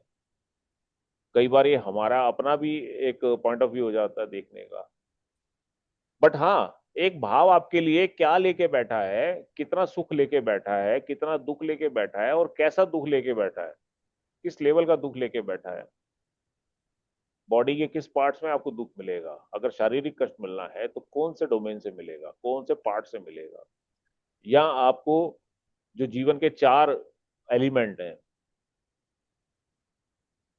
धन विद्या संपदा और नारी, धन विद्या संपदा नारी, पूर्व जन्म मिलो फलचारी, चार चीजें हमें अपने पूर्व जन्मों के कर्मों के अनुसार मिलती हैं। सबसे पहले तो धन, दूसरा हमारी बुद्धि, हमारा ज्ञान, हमारी सोचने समझने की शक्ति, विद्या, हमारी संतान हमारी संपत्ति होती है, पंचम भाव, है ना, वो है हमारी असली संपत्ति, वो कैसी मिलेगी। फिर सप्तम भाव, हमारा बेटर हाफ। कोई भी बच्चा है, वो जब शादी से पहले बच्चा होता है तो माँ के सानिध्य में पालता है ना, माँ उसे पालती है, पोसती है। जब शादी हो जाती है उसके बाद पत्नी पालती पोसती है। ऐसे ही फीमेल के साथ है, जब कुंवारी होती है तो बड़ी माँ पिता की बहुत लाडली होती है। क्या उसके बाद पति से भी उतना लाड प्यार मिलेगा क्या? क्या जितने सुख, जितने आराम आपको अपने पिता के आंगन में मिले, क्या उतने ही सुख आपको पति के आंगन में मिलेंगे क्या? आधी जिंदगी, आधी से ज्यादा जिंदगी जो है आप अपने पार्टनर के साथ बिताते हो, है ना। तो पार्टनर कैसा होने वाला है? यानी कि नारी, यानी कि better half, post marriage life. तो ये चारों चीजें आपको आपके पूर्व किए हुए कर्मों के अनुसार मिलती हैं। बुद्धि कैसी मिलेगी? ये आपने कैसे जन्म किए, जन्म कैसे कर्म किए थे आपने, वैसी आपको बुद्धि मिलेगी। कैसी संतान मिलेगी आपको? दुख देने वाली मिलेगी, सुख देने वाली मिलेगी? क्या आप उनको पालते ही रहोगे? बुढ़ापे में आपको छोड़ आएंगे कहीं पे हरिद्वार में? क्या साथ देगी या नहीं देगी? जिसके पीछे आपने इतना कष्ट झेले, इतने दुखों से उनको पाला, क्या एंड में आपको उनका साथ मिलेगा? ये सारी जिंदगी आपने मजे लिए, है ना, सुख ही सुख भोगे, क्या एंड जाके आपका खराब तो नहीं होगा संतान के कारक? क्योंकि जीवन जो है ना, वो सुख और दुख दोनों से भरा हुआ है। देहधारी को दंड है, सब काहू को होए, ज्ञानी काटे ज्ञान से, मूर्ख काटे रोए। तो जितने भी देहधारी हैं ना, जो देह लेके पैदा हुए हैं, बॉडी लेके पैदा हुए हैं, ये दोनों चीजों के लिए इंटाइटल्ड है, सुखों के लिए भी और दुखों के लिए भी। ठीक है। कुंडली से क्या चीजें हमें देख, हम बतौर एस्ट्रोलॉजर क्या कुंडली से चीजें जज कर सकते हैं और क्या उसका निवारण कर सकते हैं, उसमें क्या क्या चीजें हमें हेल्प करेंगी, ये सारा चीजें हम अपने व्यक्ति के चार्ट में एनालाइज करेंगे, यहीं से फाइंड आउट करेंगे। कारण कैसे देखेंगे? Cause of death, cause of death भी हमें प्लेनेट दिखाएंगे, राशियां दिखाएंगी, भाव दिखाएंगे, डिविजनल चार्ट दिखाएंगे, 22वां दरेशकांत, 64 और नवांश और 85वां द्वादशांश। इनका क्या रोल होता है? किसी की मृत्यु के कारण बनने में, या कारण कहां से फाइंड आउट करना है आपको, उसका D1 में क्या रोल है ना, जैसे 22वां देशकांत, 64वां नवांश बोला जाता है, ये किन किन चीजों के लिए रिस्पॉन्सिबल है, कौन कौन से नेचर ऑफ सफरिंग आपको देने के लिए ही बने हैं, और कौन से प्लेनेट होंगे जो कष्टकारक होंगे आपके जीवन में। हो सकता है कि D1 में आपको एक प्लेनेट बहुत अच्छा दिखाई दे रहा है, बहुत अच्छे से बैठा हुआ है आपके, लेकिन वही आपके नवांश में जाके पिट गया, या आपके D3 में पिट गया। और किसका कारक है वो? बच्चे का कारक है, पति का कारक है, माँ का कारक है, बाप का कारक है, किसका कारक है? या धन धन का कारक है, या धन से परेशानी आएगी, या हेल्थ से परेशानी आएगी, या स्वयं खुद लग्नेश ही जाके पीड़ित हो गया, तो आपको बॉडी से प्रॉब्लम मिलेगी, डिस्कम्फर्ट मिलेगा, बीमारी मिलेगी, लाइलाज बीमारी होगी, अंत में उसका मृत्यु का कारण बनेगी वो। तो बहुत सारी चीजें जो है डीप लेवल पे हम लोग जाके इसमें पढ़ने वाले। फिर बात आती है नेचर ऑफ डेथ की। नेचर मतलब किस तरीके की डेथ हम देख सकते हैं, नेचुरल डेथ के एग्जांपल और अननेचुरल डेथ के एग्जांपल भी हम देखेंगे इसमें। फिर पीसफुल डेथ किन फैक्टर से हम देख पाते हैं कि व्यक्ति का जो एंड होगा वो पीसफुल होगा, या वायलेंट होगा, या टॉर्चर के बाद होगा। ऐसे ही एक्सीडेंट से मृत्यु होगी, या हत्या होगी, या सुसाइडल टेंडेंसी कैसी कुंडली में आप देख सकते हो कि व्यक्ति का सुसाइडल जो है वो एंड होने वाला है ना। फिर कैपिटल पनिशमेंट जैसे फांसी जैसी क्या कुंडली से देखा जा सकता है? पॉलिटिकली मोटिवेटेड, जैसे आपने बहुत सारे पॉलिटिशियन की मर्डर वगैरह देखा होगा, जैसे इंदिरा गांधी असैसिनेशन, राजीव गांधी असैसिनेशन, और बहुत सारे, है ना। वो कैसे देखा जा सकता है? मेडिकल की लापरवाही से व्यक्ति की मृत्यु हो जाना। व्यक्ति बहुत बढ़िया अच्छा भला गया था, सिर्फ थोड़ा सा पेट में दर्द था, है ना, या मान लो डायरिया हुआ था, घर वालों ने एडमिट करा दिया, पता लगा जी उसकी डेथ हो गई। कारण क्या थे? कुंडली बोलती है मेडिकल लापरवाही से, ड्रॉनिंग इन वाटर, पानी में डूब के, छत से गिर गया, पहाड़ से गिर गया, या सीढ़ियों से गिर गया, या घर में ही सीढ़ी के ऊपर चढ़ा हुआ था सफाई करने के लिए, गिरा और डेथ हो गई। क्या कारण बनेगा? कुंडली बताएगी क्या है रितु जी? कुंडली बताती है, कुंडली सब बोलती है, पढ़ना आना चाहिए। ये सारी चीजें बताती है। इंटॉक्सिकेशन के द्वारा, स्टारवेशन से डेथ होगी, आग लगेगी, है ना, स्टैब होगा, गोली लगेगी। ये सारे एग्जांपल दिखाऊंगा मैं आपको जो क्लियरली आपको दिखेंगे, बताते हैं कि यस। अच्छा, एक सबसे इंटरेस्टिंग है परसुएशन टू सॉल्वेशन। हालांकि ये भी सुसाइडल ही होता है, लेकिन आपने शायद सुना होगा दिल्ली में एक कांड हुआ था बुराड़ी में, जहां पे एक परिवार के 11 लोगों ने हाँ जी एक सर। साथ वो ले ली थी, अपना फांसी लटका के ऐसे फांसी कुछ कर लगा ली लिया थी, था। है ना, साल्वेशन के चक्कर में।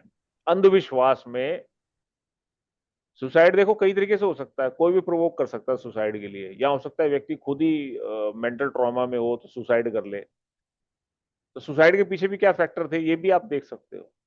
ये भी मैं आपको दिखाऊंगा, परसुएशन टू सॉल्वेशन, मोक्ष की चाह में अपना जीवन अंत कर लेना। पहले तो आपने देखा कि व्यक्ति के जीवन में आपको दिख गया कुंडली में कि यार सुसाइडल टेंडेंसी है ना, सुसाइडल होगा। फिर आपने दशा पे देखा, पहले आपने उसकी आयु चेक की, आयु छोटी दिखी, या जो भी दिखा टेन्योर उसका, है ना। फिर आपने उसका कारण जानने की कोशिश की, कारण में आप गए, आपने कहा यार ये तो सुसाइडल वाला केस दिख रहा है मुझे। ठीक है, सुसाइडल में फिर आप और अगर आपको सूत्र याद रहते हैं तो आप देखोगे कि यार हाँ व्यक्ति धार्मिक है ना। और धार्मिक कैसे है टेंडेंसी, वो आप कैसे देख सकते हो? नमाज में कैसे देखोगे उसका, है ना, अपना D12 में कैसे देखोगे उसको? तो यार ओवर स्पिरिचुअल होने के कारण भी ये व्यक्ति सुसाइड कर सकता है, यानी कि साल्वेशन के चक्कर में ये अपनी दी एंड करेगा। मर्डर होगा या मर्डर करेगा, दोनों में थोड़ा सा फर्क है। जैसे कि बहादुरी में और बेवकूफी में एक बड़ा माइनर सा छोटा सा फर्क होता है बहादुरी में और बेवकूफी में। ऐसे ही मर्डर और सुसाइड, मर्डर और एक मर्डर करना और मर्डर हो जाना, इसमें भी बड़ा एक छोटा सी लाइन का फर्क है सूत्रों में। मोरलेस दोनों सिमिलर हैं सूत्र, लेकिन हाउस बता देते हैं कि व्यक्ति का मर्डर होगा या व्यक्ति मर्डर करेगा।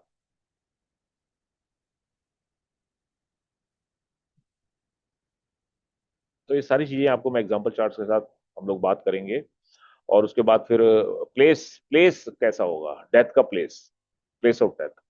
इसमें आपको राशियां, राशियों का स्वभाव और डिविजनल चार्ट जो है वो आपको देखने आने चाहिए। राशियों के गुण स्वभाव से आपको पता लग जाता है कि व्यक्ति का प्लेस ऑफ डेथ कैसा होने वाला है। क्या घर में होगी, बाहर होगी, है ना, पहाड़ पे होगी, जमीन में होगी, नदी में होगी, कहाँ डेथ होगी। प्लेस ऑफ बर्थ भी हम देख सकते हैं। इसके साथ ही साथ सबसे इंपॉर्टेंटली जो इस वर्कशॉप का हमारा एक मास्टर स्ट्रोक है, वो है इन मैथमेटिकल कैलकुलेशंस को जो हमें शास्त्रों में दी हुई हैं। शास्त्रों में हमारे महर्षियों ने इतनी मेहनत के बाद हमें ये पद्धतियां दी हैं। अफसोस हमें कोई बताता नहीं है, अफसोस हमें कोई पढ़ाता नहीं है, हमें प्रेरित नहीं करता, हमें उसकी जरूरत, जो इसकी इंपॉर्टेंस है वो नहीं समझाई गई है। जैसे कि शास्त्रों में दिया हुआ है पिंडायु मेथड, अम्सायु मेथड, निसर्गायु, जीवायु, बद्रायन, इवन अष्टक वर्गा से भी आप आयु का आकलन कर सकते हो, सर्वाष्टक वर्ग से। ये दिया हुआ ना शास्त्रों में, क्यों नहीं पढ़ाते लोग, बताओ। पढ़ाना नहीं चाहिए उनको, सिर्फ ABCD पढ़ा दी, ऊपर ऊपर से पढ़ा दिया, चलो जी हो गया काम। क्या यही ज्योतिष है क्या? इतनी मोटी मोटी फीस लेते हो तो कम से कम पूरा ज्ञान तो दो। कोई देता पूरा ज्ञान रितु जी? नहीं सर, ऐसे बोल देते हैं कि ये चीजें पहले से नहीं पता करनी चाहिए, हमेशा के लिए फिर फोबिया बना रहता है। मुझे लग रहा है जो महर्षि पराशर जी है ना, और अपने महर्षि जैमिनी जी, जी। ये जरूर ड्रग एडिक्ट होंगे, है ना। ये भांग खा के बैठते होंगे, एक दिन बैठे बैठे इन्होंने ना लिख दिया होगा, ये सारे शास्त्र लिख दिए होंगे, है ना, आयु निर्णय के खाम खा में लिख दिए होंगे भांग खा के, या कोई ना कोई तो करते होंगे ये। जंगलों हाँ में सर, तो क्योंकि भांग ही मिलती पढ़ाई थी। के नजरिए से, स्टडी या रिसर्च के नजरिए से तो पढ़ाना ही चाहिए ये सब चीजें। आना चाहिए, क्यों दिया है शास्त्रों में, लिखा क्यों, मैं तो कहता हूँ, हम्म। मैं आपसे पूछता हूँ लिखा क्यों फिर उन्होंने, जब इसकी इंपॉर्टेंस ही नहीं थी तो आयु सही में। निर्णय का चैप्टर क्यों दिया, ये पद्धतियां सही में क्यों सर। बनाई, मैथमेटिकल कैलकुलेशन मेथड क्यों बनाया? हमने मांगा था क्या? हमने कहा था भाई दो, कोई जरूरत थी तभी तो उन्होंने दिया ना। ज्योतिष इसके बिना मेन अधूरा पॉइंट ही है, ये है गुरुजी। ज्योतिष इसके बिना अधूरा है। आयु निर्णय के बिना सबसे पहला जो फर्ज है, कर्तव्य है या काम है, वो है आयु निर्णय करना। एक एस्ट्रोलॉजर के लिए परम आयु परीक्षित पश्चात समाचरित आयु ही न नरो जैसे लक्षण किन प्रयोजन। तो विद्वान ज्योतिष, वो ज्योतिषी वही है। विद्वान बनना चाहते हो या घसियारे ज्योतिषी बनना चाहते हो, ये आप डिसाइड करो। आपने घास काटनी है सिर्फ, है ना, ज्योतिष के नाम पे सिर्फ रेवड़ियां बांटनी है कि ये ले लो भैया राहु ठीक हो जाएगा, ये ले लो भैया केतु बढ़िया हो जाएगा, ये ले लो धन आ जाएगा, आता वाता कुछ नहीं है। ऐसे ज्योतिष नहीं चलती। इनको बोलता हूँ चूरण ज्योतिषी, जो हाँ सर, चूरण की क्योंकि ये गोलियां विद्या पकड़ा इतनी रहे हैं। इंपॉर्टेंट है, हर किसी के हाथ में लगे तो वो दो धारी तलवार की तरह ही इफेक्ट करेगी। देखो, great power comes with great great responsibility, responsibility. ये आपने डायलॉग सुना होगा। कौन हाँ सी जी। फिल्म का है? बैटमैन। स्पाइडरमैन का। स्पाइडर, हाँ। स्पाइडरमैन, है ना, पहली आई थी मूवी स्पाइडरमैन, उसमें हम्म।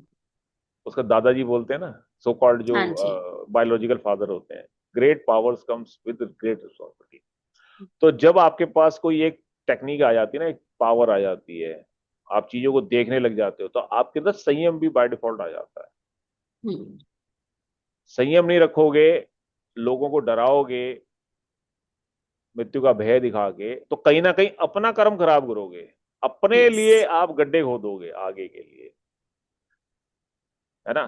तो आप जी। यदि उस लेवल पे पहुंच भी जाओ, अब जैसे आज मेरी बात करो, मैंने मैं बहुत इंस्पायर्ड हुआ इससे जब भी मैं ज्योतिष पढ़ रहा था। मैं इस चैप्टर से बहुत इंस्पायर्ड था, बहुत खोजबीन की, किसी ने नहीं पढ़ाया। कोई बात नहीं, नहीं पढ़ाया तो ना पढ़ाओ जी, किताबें तो हैं, हम्म। बुद्धि तो दी है भगवान ने, किताबों से तो सारा ज्ञान मिलता है। ये जितने एस्ट्रोलॉजर हैं, जितने टीचर हैं, क्या इनके दादाजी इनको पढ़ा के गए थे? कोई किताबों से तो ज्ञान मिला है इनको। किताबों से ही। बाकी प्रैक्टिस करने के, जितना प्रैक्टिस करते गए उससे उनको तजुर्बा प्राप्त होता गया, है ना, समय लगता है उसमें। तो जब किसी ने नहीं पढ़ाया, नहीं समझाया, तो फिर अपने आप अपने हथियार उठाए, किताबें उठाई, किताबों से पढ़ना शुरू किया, पढ़ने के बाद रिसर्च शुरू की, रिसर्च करने के बाद फिर लोगों की कुंडलियां देखनी शुरू की, डाटा कलेक्ट किया, डाटा कलेक्ट करने के बाद प्रैक्टिस की, प्रिडिक्शंस करनी शुरू की, अपने पास नोट करना शुरू किया कि इस व्यक्ति की इतनी आयु है, या कोई डेथ बेड पे है, या कोई ओल्ड एज है ना, या जो प्रीवियसली जिनकी डेथ हो चुकी है उनकी डेट ऑफ बर्थ और टाइम ऑफ बर्थ ढूंढा, बहुत सारा डाटा कलेक्ट किया रिसर्च के दौरान। अब जब पूरा कॉन्फिडेंस आ गया कि यस, काम करती हैं चीजें, अब इतना तजुर्बा हो गया कि यस, हम देख सकते हैं चीजें, फिर देखा इसमें घंटों का समय जाता है, बहुत टाइम लगता है। अब एक कुंडली के ऊपर इन पांचों पद्धतियों में से कौन सी पद्धति अप्लाई करेगी, है ना, ये देखना भी बहुत जरूरी है। पांचों पद्धतियां एक ही कुंडली पे अप्लाई नहीं होती, हर कुंडली पे अलग अलग पद्धति अप्लाई होती है। तो किसी कुंडली में पिंडायु एप्लीकेबल है, किसी में अम्सायु है, किसी में निसर्गायु जो है क्लोज रिजल्ट दिखाती है, किसी में जीवायु, किसी में भद्रायन है। अष्टक वर्गा इतना रिलायबल नहीं है, मोरलेस ये भी हमें पता होना चाहिए, आना चाहिए। अब एक्यूरेसी कौन सा देगा, ये तो आप जब तक इनको कैलकुलेट करोगे एक चार्ट पे तभी तो पता लगेगा ना। अब एक कुंडली पे आप इसको कैलकुलेट करने बैठ गए, है ना, तो मेरे ख्याल से अगर सुबह बैठोगे और बिना कुछ खाए पिए, बिना हिले, बिना टॉयलेट जाए आप कम से कम 2 दिन तो लगा ही दोगे, है ना, या एक दिन का समय तो लग ही जाएगा आपको, 24 आवर्स का समय तो लग ही जाएगा मैथमेटिकल कैलकुलेशन करने। फिर कहीं ना कहीं मैथमेटिकल आप मैनुअली कैलकुलेट करोगे तो उसमें कहीं ना कहीं आपको देखो फॉल्ट भी होगा, कहीं गलती भी होगी, बहुत माइन्यूट सी कैलकुलेशंस है जो आप आगे जब पढ़ोगे इस वर्कशॉप में तो आपको समझ में आएगा। तो अगर मान लो एरर आ गया तो नेट रिजल्ट ही आपका खराब हो गया, और उसको रीचेक करने के लिए फिर दोबारा उतना समय दो। तो ये मेरे साथ बहुत बड़ी समस्या आई जब मैं प्रैक्टिस कर रहा था। तो फिर दिमाग चला, थोड़ा सा दिमाग का इस्तेमाल किया कि यार क्यों ना इसको एक्सेल में लेके आओ। एक्सेल में सुना है कि बहुत अच्छे फॉर्मुलेशन बन जाते हैं, है ना, एक बार लगा तो सेट हो जाता है मामला। चलो जी, फिर एक्सेल सीखी, एक्सेल नहीं आती थी, एक्सेल को डीप लेवल पे सीखा। तो जो 2 घंटे का या 4 घंटे या 10 घंटे का काम था, है ना, वो 10 घंटे का काम कितने में आ गया, 5 मिनट पे आ गया। अब इसमें केवल आपको एक्सेल में कुछ बेसिक इनपुट डालने थे, जैसे कि प्लेनेटरी डिग्री, उसकी डिग्निटी, उसका अस्त वस्त, ये वो सारी चीजें देख के फाइंड आउट करके डिविजनल चार्ट में क्या रोल है। तो 5 से 10 मिनट पे आ गया ये काम। अपने स्टूडेंट्स को भी दिया, बड़े अच्छे रिजल्ट आए, प्रैक्टिस के दौरान बहुत काम आया ये एक्सेल, मेरे स्टूडेंट्स के भी बहुत काम आया एक्सेल। फिर सोचा क्यों ना यार इस 10 मिनट के काम को भी ना और ज्यादा एक्यूरेट और बहुत ज्यादा फास्ट कर दें, तो इसको ऑटोमेशन भी क्यों ना ले आए। अब ऑटोमेशन पे लाने के लिए पूरा सिस्टम चाहिए जहाँ पे आप केवल डेट ऑफ बर्थ डालो तो आपका सारा कुंडली वगैरह जो है वो पीछे से अपने आप ऑटोमेटिकली जनरेट हो जाए, अपने आप सारा डाटा फैच कर ले, है ना। बहुत एक्सटेंसिव सिस्टम चाहिए इसके लिए, कोई आसान काम नहीं था, बहुत बड़ा प्रोजेक्ट था। सन 2023 में लगे थे हम इसमें बनाने, फरवरी में। अल्टीमेटली इसको बनाते बनाते 24 निकल गया पूरा, और अब 25 में जाके हमने इसको पूरा फुल्ली ऑटोमेट कर दिया है। और ऑटोमेट कर किया हमने लाइफ कैलकुलेटर के रूप में, जो कि हमारे मोबाइल ऐप और वेबसाइट दोनों पे अवेलेबल है। मैं आपको दिखा भी सकता हूं, है ना।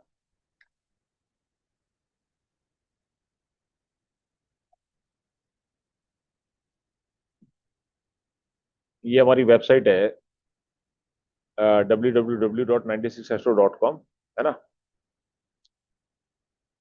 यहाँ आपकी ये रिपोर्ट जो है ऑटोमेटिकली बन के आ जाती है, लाइव कैलकुलेटर रिपोर्ट है ये, जिसमें सारा बेसिक डिटेल्स, प्लानिटरी पोजीशंस, है ना, और पंचांग वगैरह सब कुछ, है ना।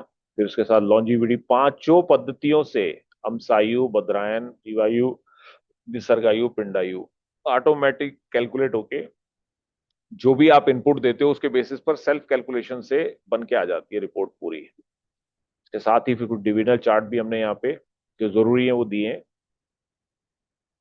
और षटबल भी हमने यहाँ पे आपको प्रोवाइड किया है। हर ग्रह का बल आप कैसे देख सकते हो, रेशो में भी और उसमें भी, है ना। तो यही चीजें आपको जरूरत पड़ती हैं जिसके लिए घंटों का समय जाता था। अब वो घंटों का जो टाइम था आपका, वो किस में आ गया, नैनो सेकंड्स पे आ गया, बिल्कुल सेकंड्स तक लेके आ गए हम इसको। और ये चीज आपको मोबाइल ऐप में भी मिलती है, 96 एस्ट्रो टॉक टू एस्ट्रोलॉजर में। परंतु इसके पीछे मेथड कौन से काम कर रहे हैं और कौन कौन से हाउसेस या कौन कौन से फैक्टर काम कर रहे हैं, वो हमें समझना बहुत जरूरी है कि इन मेथड के पीछे, इन प्रिंसिपल्स के पीछे कैलकुलेशन के अंदर क्या क्या चीजें यूज हुई हैं, उसकी क्या इंपॉर्टेंस है, कौन से आयु बढ़ाते हैं और कौन से फैक्टर जो है आयु घटाते हैं, है ना। वो चीजें में जब हम मैनुअल इसको पढ़ेंगे, हर पद्धति को पढ़ेंगे, हर पद्धति को हम कैलकुलेट करेंगे, खुद से निकालेंगे, हाथ से काम करेंगे, जब तक हाथ से काम नहीं करेंगे ना तब तक हम उसकी गहराई तक नहीं पहुंच सकते। तो इन मेथड्स को हम लोग हाथ से कैलकुलेट करेंगे, सारे मेथड्स को, और इनके अंदर हम देखेंगे कि ये इनके अंदर क्या कौन से फैक्टर ऐसे होते हैं जो आयु को, व्यक्ति की आयु को बढ़ाते हैं, और किन फैक्टर्स पे व्यक्ति की आयु जो है वो कम होती है। प्लस माइनस, मैथमेटिकल मतलब क्या है, प्लस एंड माइनस, ये दोनों चीजें, और गुणा भी आ गया इसमें, गुणा घटा, है ना। वो सारी चीजें इसमें यूज करेंगे हम लोग। तो बहुत सारे सीक्रेट आपको पता लगते हैं जीवन के, व्यक्ति के जीवन में उसके पॉजिटिव और नेगेटिव बहुत सारे फैक्टर आपको पर्दा उठेगा उससे, जब आप इन मेथड्स को करने जाओगे ना, मैनुअली कंप्यूट करोगे। फिर अंतिम जो है ना, अंतिम निर्णय तो होता है महादशा से, अंतरदशा से और प्रत्यंतर दशा से, ये लास्ट स्टैंप लगती है इससे, MAP से। प्रत्यंतर दशा इज नथिंग बट गोचर, ट्रांजिट, है ना। ये कंसेप्ट भी आपको मैं समझाऊंगा गोचर कैसे होता है। इसके साथ फिर छिद्र प्लैनेट निकालने पड़ते हैं हमें, छिद्र प्लैनेट जो कारक होते हैं मृत्यु या मृत्यु तुल्य कष्ट के लिए। नक्षत्र कौन से रिस्पॉन्सिबल होते हैं, नक्षत्रों की भी बात करेंगे। फिर कुछ ऐसे सर्टेन पॉइंट है जैसे मृत्यु भाग और मृत्यु बिंदु, ये जीवन में किस डोमेन में और कैसे इसको कैलकुलेट किया जाता है, और कौन से नेचर का ये दुख देने के लिए रिस्पॉन्सिबल है। और उपग्रह, ग्रह तो सबको मालूम है, 9 ग्रह तो सब पढ़ा देते हैं, है ना। रेमेडियां भी बहुत बता देते हैं, राहु की रेमेडी, केतु की रेमेडी, शनि की रेमेडी, मंगल की रेमेडी। उपग्रह के बारे में कोई नहीं बताता। उपग्रह में जैसे कि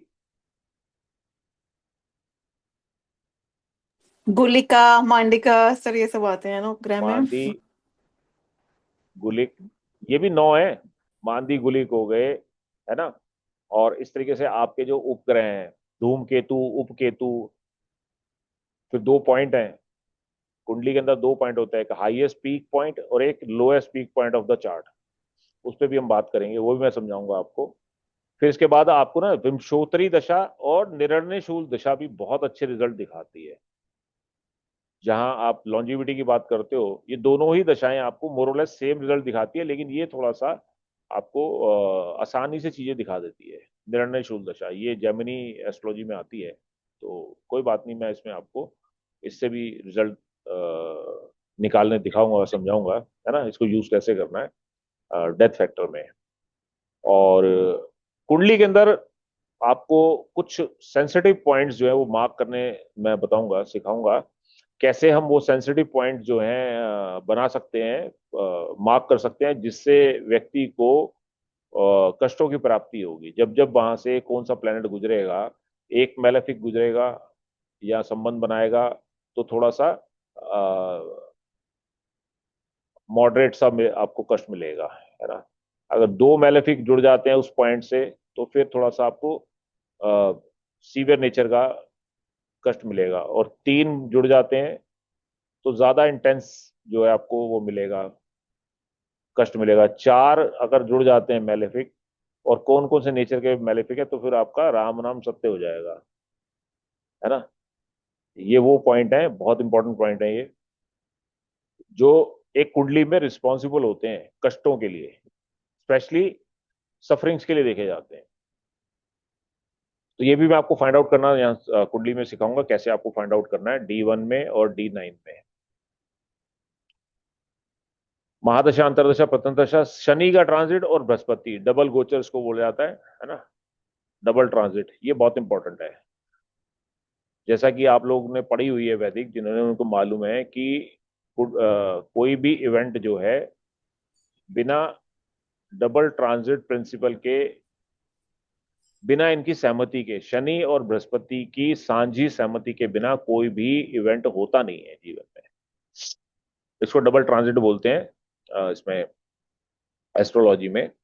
और मृत्यु भी तभी होगी जब ये दोनों इस पर साइन कर देंगे वारंट पे। तो डबल ट्रांजिट कंसेप्ट को भी आप इसमें समझने वाले हो, है ना।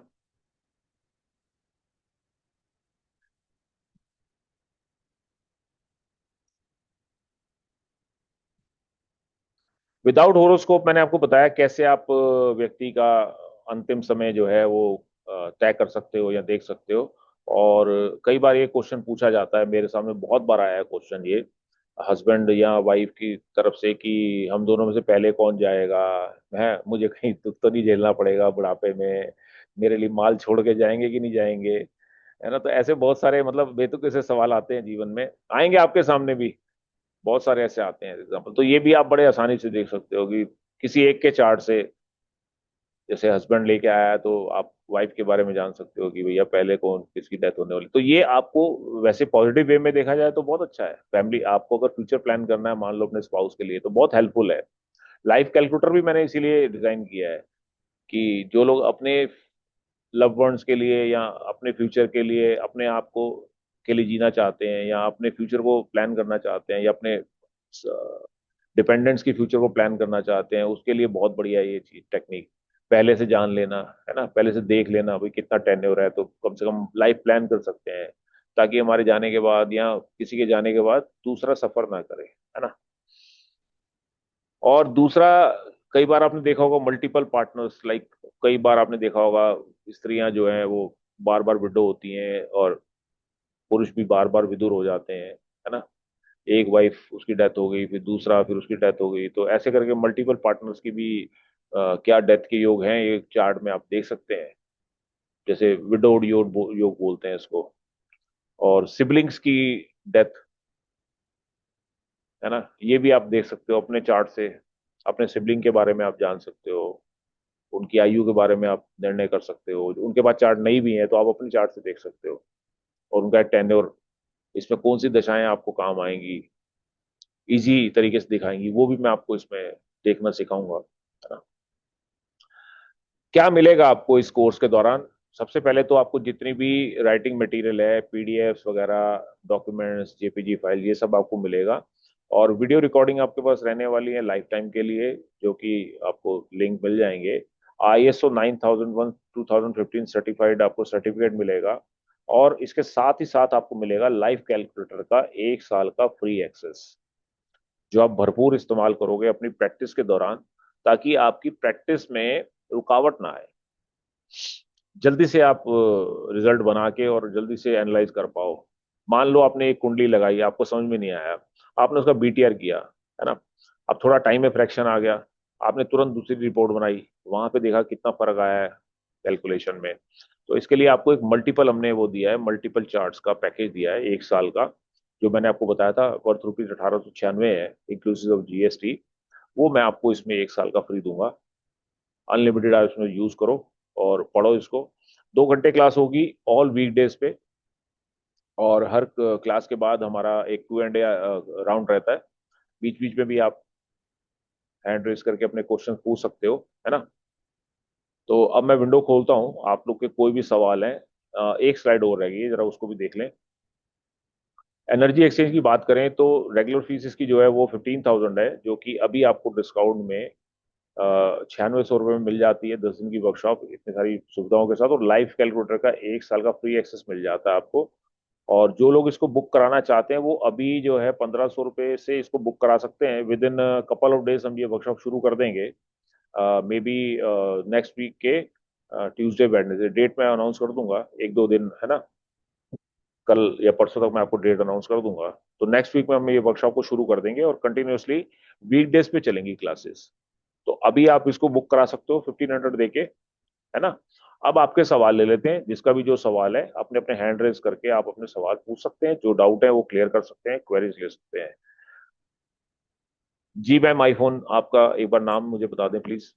जी सर। सर एक तो टाइमिंग्स क्या रहेंगे क्लासेस के, क्योंकि वीकडेज में है तो थोड़ा, एक तो मैं बाहर से हूँ तो फिर वो मुश्किल, हमारा टाइम डिफरेंस है तो ना मुश्किल हो जाता है। देखिए हमारी सारी वर्कशॉप जो होती है ना, सारी क्लासेस रात को 9 बजे से, इंडियन स्टैंडर्ड टाइम 9 बजे से 11 बजे के बीच में रखते हैं हम, 9 से 11, जी ओके। है सर ना। दूसरा एक क्वेश्चन था कि बीटीआर जो आप करवाएंगे वो बीटीआर आप केपी मेथड से करवाएंगे या कुछ और मेथड से भी करवाएंगे, क्योंकि केपी से तो ना जितना भी कर लो कोई ना कोई सब लॉ अटका रह ही जाता है, वो वैदिक से नहीं हो बताऊंगा पाता। आपको इजी वे में। जी। एंड सर इस मेथड की, जैसे आपने तो बोला कि आपने प्रैक्टिस करी है, सर आपको कितनी एक्यूरेसी आती है, कितने मतलब कितने परसेंट आपको लगता है कि हाँ ये मतलब एक्यूरेट रिजल्ट्स देता है ये? शास्त्र कहते हैं, मैं नहीं कहता, जी। 98% तक अगर आपके बर्थ पर्टिकुलर ठीक है तो आप हम्म 98% तक उसके आयु के क्लोज पहुंच जाते हो। मीन्स कि आप year of birth, year of death निकाल सकते हो, क्लियर कट मिलता है आपको ईयर, किस साल में डेथ होगी, वो आपको ये पद्धतियां दे देती हैं। सिर्फ जी 2% का वेरिएशन आता है, 2% की इनएक्यूरेसी है इसमें। जी सर। एंड दूसरी चीज सर, जैसे आपने बताया कि मतलब वही देखना पड़ता है ना कि प्लैनेट्स कैसे बैठे हैं, तो फिर वो अब ठीक है सीखा तो है पर हर कोई एक तो अलग तरीके से सिखाता है एंड डिफरेंट डिफरेंट मेथोडोलॉजी होती हैं, तो सर वो आप बताएंगे कि वो अच्छे बैठे हैं बुरे बैठे हैं, वो थोड़ा बेसिक जो है वो देखना वो भी इसमें कवर होगा? जब आपको पता ही नहीं होगा कि प्लेनेट अच्छा बैठा है, वरना कष्ट कौन देगा। जी जब आपको वही ये वही पता वही होगा इस कि हाँ ये प्लेनेट जूस निकालना है इसने हाँ जी को हाँ देना जी है, तो वो अच्छे बुरे की तो पहचान करनी पड़ेगी ना, तभी तो पता लगेगा कि गुंडा हाँ कौन जी। है, बदमाश कौन है ना, बिल्कुल बिल्कुल बिल्कुल हीरो सर। कौन है और विलेन कौन है। हम्म। क्यों। सर इसमें आपने लाल किताब एंड बीएनएन भी डाली है या सिर्फ ये प्योर वैदिक से ही है? लाल किताब में और बीएनएन में ऐसी कोई हम्म पद्धति थी नहीं है आयु निर्णय की। ओके। ये हमारी वर्कशॉप है डेथ एंड सफरिंग, है ना, स्पेशल जी स्पेशल टॉपिक वर्कशॉप है ये, टॉपिक विशेष। और ऐसी हमारी टॉपिक विशेष वर्कशॉप्स आती हैं, जैसे शादी की हो गई, बच्चे की हो गई, एजुकेशन की हो गई, प्रोफेशन की हो गई। हम 10 दिन सिर्फ उसी टॉपिक पे बात करते हैं। अब डेथ और डेथ लाइफ सफरिंग यही देखेंगे कुंडली में, इसी पे चर्चा करेंगे, और ये इतना एक्सटेंसिव ज्ञान हमें वैदिक में मिलता है जी ना। सर। सर दूसरी चीज ये है कि वो आपने, क्योंकि वो मतलब जो आपका ये वेबसाइट वाला कैलकुलेटर है उसकी तो 1 ईयर की एक्सेस है आपने, लेकिन वो एक्सेल वाला भी बताया, तो क्या वो एक्सेल वाला मिल सकता है, क्योंकि फिर वो तो हम लाइफ टाइम यूज कर सकते हैं ना, चलो उसमें क्यों थोड़ी लाइफ मेहनत है कैलकुलेटर पर। क्यों नहीं कर सकते, हद हो गई, 1 साल के बाद 1896 तो देने हैं आपको, देवी जी। अच्छा अच्छा सर उसकी हद हो अलग गई से ओके ओके ओके ओके यार, ठीक है अठारह सर। सौ छियानवे में आप, मैं टैक्स भी पे कर रहा हूँ गवर्नमेंट को, 18% जीएसटी भी दे रहा हूँ, मुझे क्या जी मिलेगा, खर्चा ही नहीं निकलता उसमें तो। कितने कितनी ठीक। मेहनत कितनी जद्दोजहद के बाद बनाया है, इतना तो धर्म बनता ना लेना। तीन जी गुना सर। तो एक ही कुंडली से ले लोगे आप एक ही जिसको कुंडली अगर कर आपने सकते। बेच दी ना, अगर आपने अपने जजमान को एक भी हम्म, रिपोर्ट आपने सेल कर दी, जी। आप आराम से 5100 रुपये 11,000 रुपये ले सकते हो। और कोई भी देगा ये, कोई भी नेटिव दे सकता है आपको, क्यों, हम्म। क्योंकि ये सिस्टम किसी और के पास है ही नहीं। लाइफ कैलकुलेटर किसी और प्लेटफॉर्म पे नहीं है, सिर्फ मेरे हम्म पास ही है, मैंने ही इसको डिजाइन किया है, मैंने ही बनाया है, यानी हमने ही बनाया, हमारी टीम ने। और सबसे बड़ी बात है, इस पे हमारा कॉपीराइट भी है, कोई दूसरा बना भी नहीं सकता ये। जी आप सर एक जी सर। रिपोर्ट बेच के माला माल हो जाओगे, फिर 1500 सर 1500 देने में क्या दिक्कत है आपको, है ना, सर कोई अगर दिक्कत आपको नहीं है सर, यूजफुल एक्चुअली मैं लगेगा। अभी तक प्रैक्टिस शुरू नहीं करी है, अभी तक सीख ही रहे हैं आप तो। यूज करोगे जब इसको एक्सटेंसिवली, मैंने क्यों दिया 1 साल का आपको, हाँ आप जी। एक्सटेंसिवली यूज करो, धड़ल्ले से रिपोर्टें बनाओ, गलत हम्म बनाओ, जितनी मर्जी बनाओ, अलग अलग date of birth time of birth लगा लगा के बनाओ।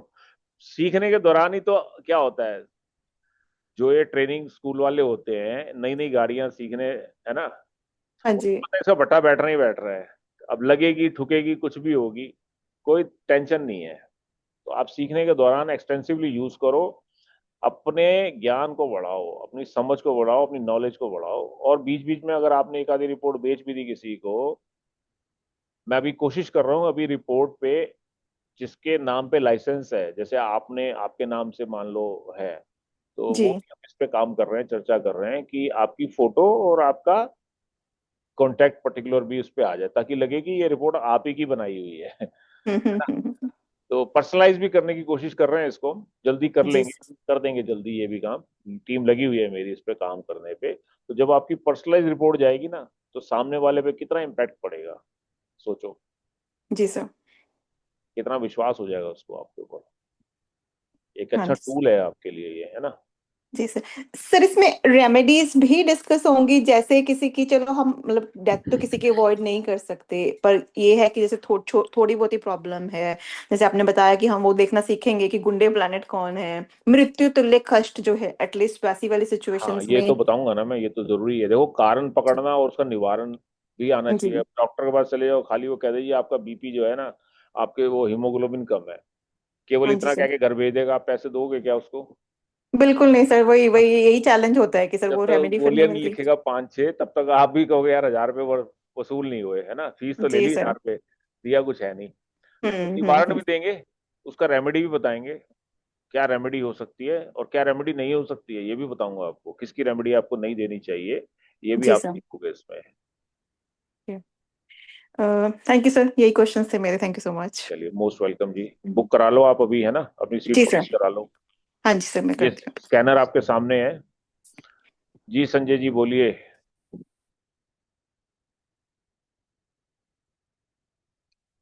जय गुरुदेव गुरु जी। नमस्कार। नमस्कार गुरु जी। गुरु जी, मेरा क्वेश्चन ये है कि क्या हमें एस्ट्रोलॉजी पे डिपेंड करके चलना चाहिए? क्योंकि मैं ऐसा मानता हूँ कि घटना होने के बाद ही मानेंगे, क्योंकि ऐसे ही अनुमान लगाएंगे वो सच नहीं हुआ तो। क्वेश्चन ऐसा है मेरा। एस्ट्रोलॉजी पे डिपेंड होके चलना वैसे ही है जैसे आप आंखें खोल के चल रहे हो, है ना। आंखें बंद करके चलो तो मजा आएगा? नहीं कहीं नहीं गुरु गड्ढा जी, क्योंकि है, क्या कहीं है, आगे रोड नहीं खराब है, कहीं उबड़ खाबड़ है सड़क, वो दिखाई देगी क्या? तो ज्योतिष किसके लिए नहीं, बनी है? इसमें इसमें डर क्या है गुरु जी कि आपका जो कैलकुलेशन है, आपका जो नॉलेज है वो बहुत आगे है, बराबर है। अभी समझ लो मैं प्रैक्टिस कर रहा हूँ या सीख रहा हूँ, तो मेरे से गलती होने की बहुत संभावना रहेगी, या दूसरे एस्ट्रोलॉजर से भी अरे जो बेटा, प्रिडिक्शन किया है गलती वो कौन गलत करता हुआ है। है? गलती कौन करता है? जो कुछ करता है वही तो गलती करता है। कुछ जो करेगा वो कभी ना कभी तो पहुंचेगा। और इंसान दूसरों से नहीं सीखता, ध्यान रखना Sanjay.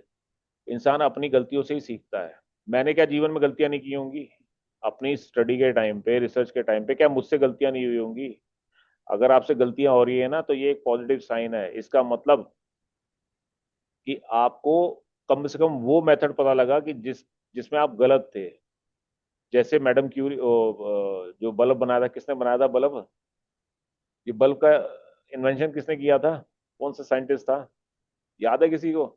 Edison. Edison Edison Edison. Edison Alva ने अपनी बुक में लिखा है कि मैंने 1000 तरीके फाइंड आउट किए जिससे बल्ब नहीं बन सकता। ये अचीवमेंट नहीं है क्या? फिर 1001वें मेथड से उसका बल्ब जल गया।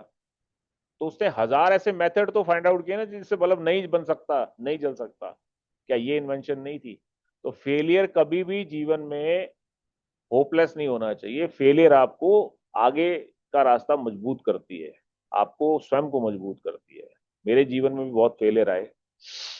फेलियर के बाद इस, है ना, डर के आगे जीत है, ऐसे ही फेलियर के आगे भी सक्सेस है। तो कर्म नहीं छोड़ना चाहिए, होपलेस नहीं होना चाहिए।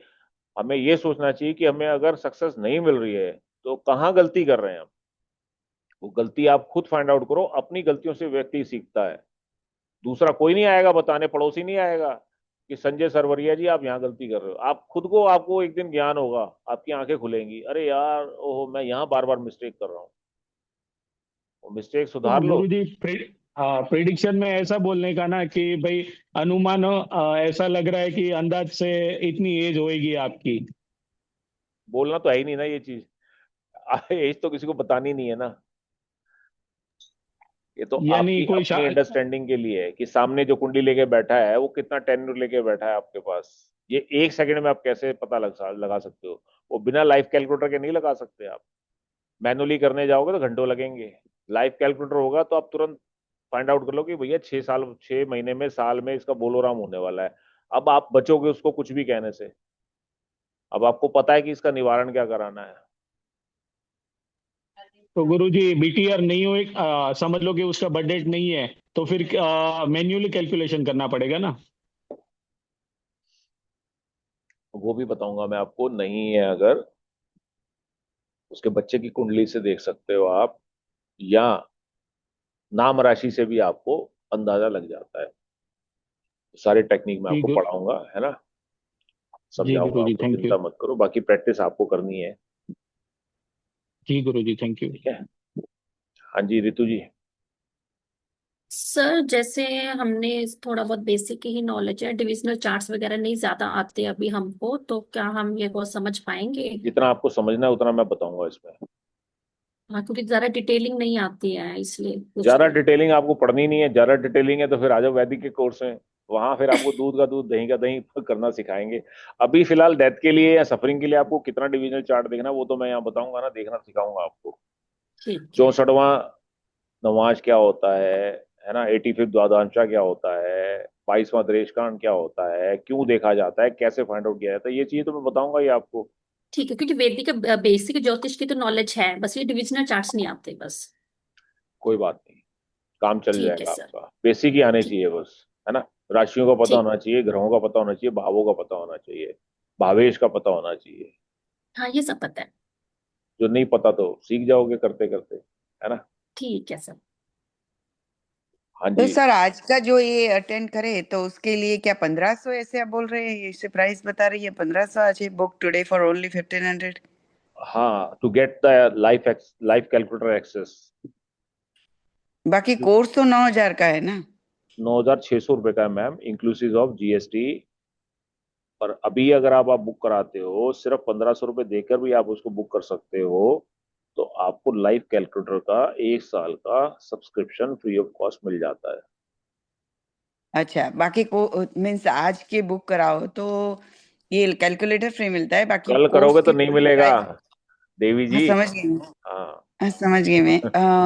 और आज का प्राइस है 9600 रुपीज। हाँ जी, हाँ जी। आज बुक कराए तो उसके अंदर ये कैलकुलेटर आज फ्री अगर आप आता 9,600 नहीं दे सकते तो आप सिर्फ 1,500 दे के भी अपनी सीट बुक करा सकते हैं, है ना। है। हाँ समझ गई मैं। हाँ। जी शालू जी प्लीज। म्यूट हो आप शालू, अनम्यूट कर लो। हाँ जी, नमस्ते सर। नमस्कार। सर एक मेरा क्वेश्चन ये था कि जैसे 10 डेज की वर्कशॉप कंप्लीट हो जाएगी, उसके बाद अगर हमारी कोई क्वेरी हुई तो उसके लिए कोई हमें सपोर्ट हमारा मिलेगा? व्हाट्सएप ग्रुप रहता है। अभी फिलहाल हम लोग मैनुअली ऑपरेट कर रहे हैं। और मैं ये जानकारी आपको देना चाहता हूँ आप लोगों को, जल्दी ही हमारा एलएमएस सिस्टम आ रहा है। एलएमएस होता है learning management system, extensive system है। जहाँ पर आप जब एनरोल होगे एज ए स्टूडेंट, मेरे किसी भी कोर्स में एनरोल होगे, तो वहाँ आपको एक फोरम मिलता है। फोरम के आप मेंबर बन जाते हो। उस फोरम में आप एक्टिवली 24/7 वो रहते हो। उसमें चैट ग्रुप है वो, है ना। चैट कर सकते हो आप किसी भी क्वेश्चन का। वहाँ आप कभी भी वो कर सकते हो। बट बिफोर दैट, जब तक वो नहीं बन रहा है तब तक हम हमारे ग्रुप बनते हैं व्हाट्सएप पे। तो जो पेड मेंबर्स होते हैं उनके लिए हम ग्रुप बनाते हैं और ग्रुप हमारा एक्टिवली काम करता है। ऐसे ही मेरे पास बहुत सारे ग्रुप चल रहे हैं जहाँ student financial astrology, progeny, medical, है ना, सारे ग्रुप हैं। जिनको जो पूछना होता है तो ग्रुप में डिस्कशन करते हैं आप लोग। मैं भी उसमें शामिल रहता हूँ, है ना। और आपकी क्वेरीज का वहाँ पे अच्छी तरह से या तो स्टूडेंट्स ही आपस में शेयर कर लेते हैं। अगर नहीं कोई सॉल्यूशन मिलता तो फिर मैं आपको उसका सॉल्यूशन दे देता हूँ, है ना, आपकी क्वेरी और का। सर जैसे स्टार्टिंग में जो हम चार्ट देखेंगे उनको वेरीफाई जैसे हमें कराना होगा तो वो हो जाएगा ग्रुप पर बिल्कुल कंफर्मेशन के बिल्कुल, लिए कि हम क्वेरीज कर रहे आपकी हैं जो नहीं भी कर रहे होंगी, आपकी जो भी दुविधा होगी, वो आपको पूरा पूरा ग्रुप होगा आपके साथ। पूरा ग्रुप उसमें शामिल होता है। आप उसमें अपनी क्वेरीज डालो। जैसे अभी आप शायद इन्फो ग्रुप में हो कि नहीं हो, नहीं सर, मैं तो फर्स्ट टाइम ये वेबिनार ज्वाइन किया आपका। तो आपको ये लिंक कहाँ से मिला।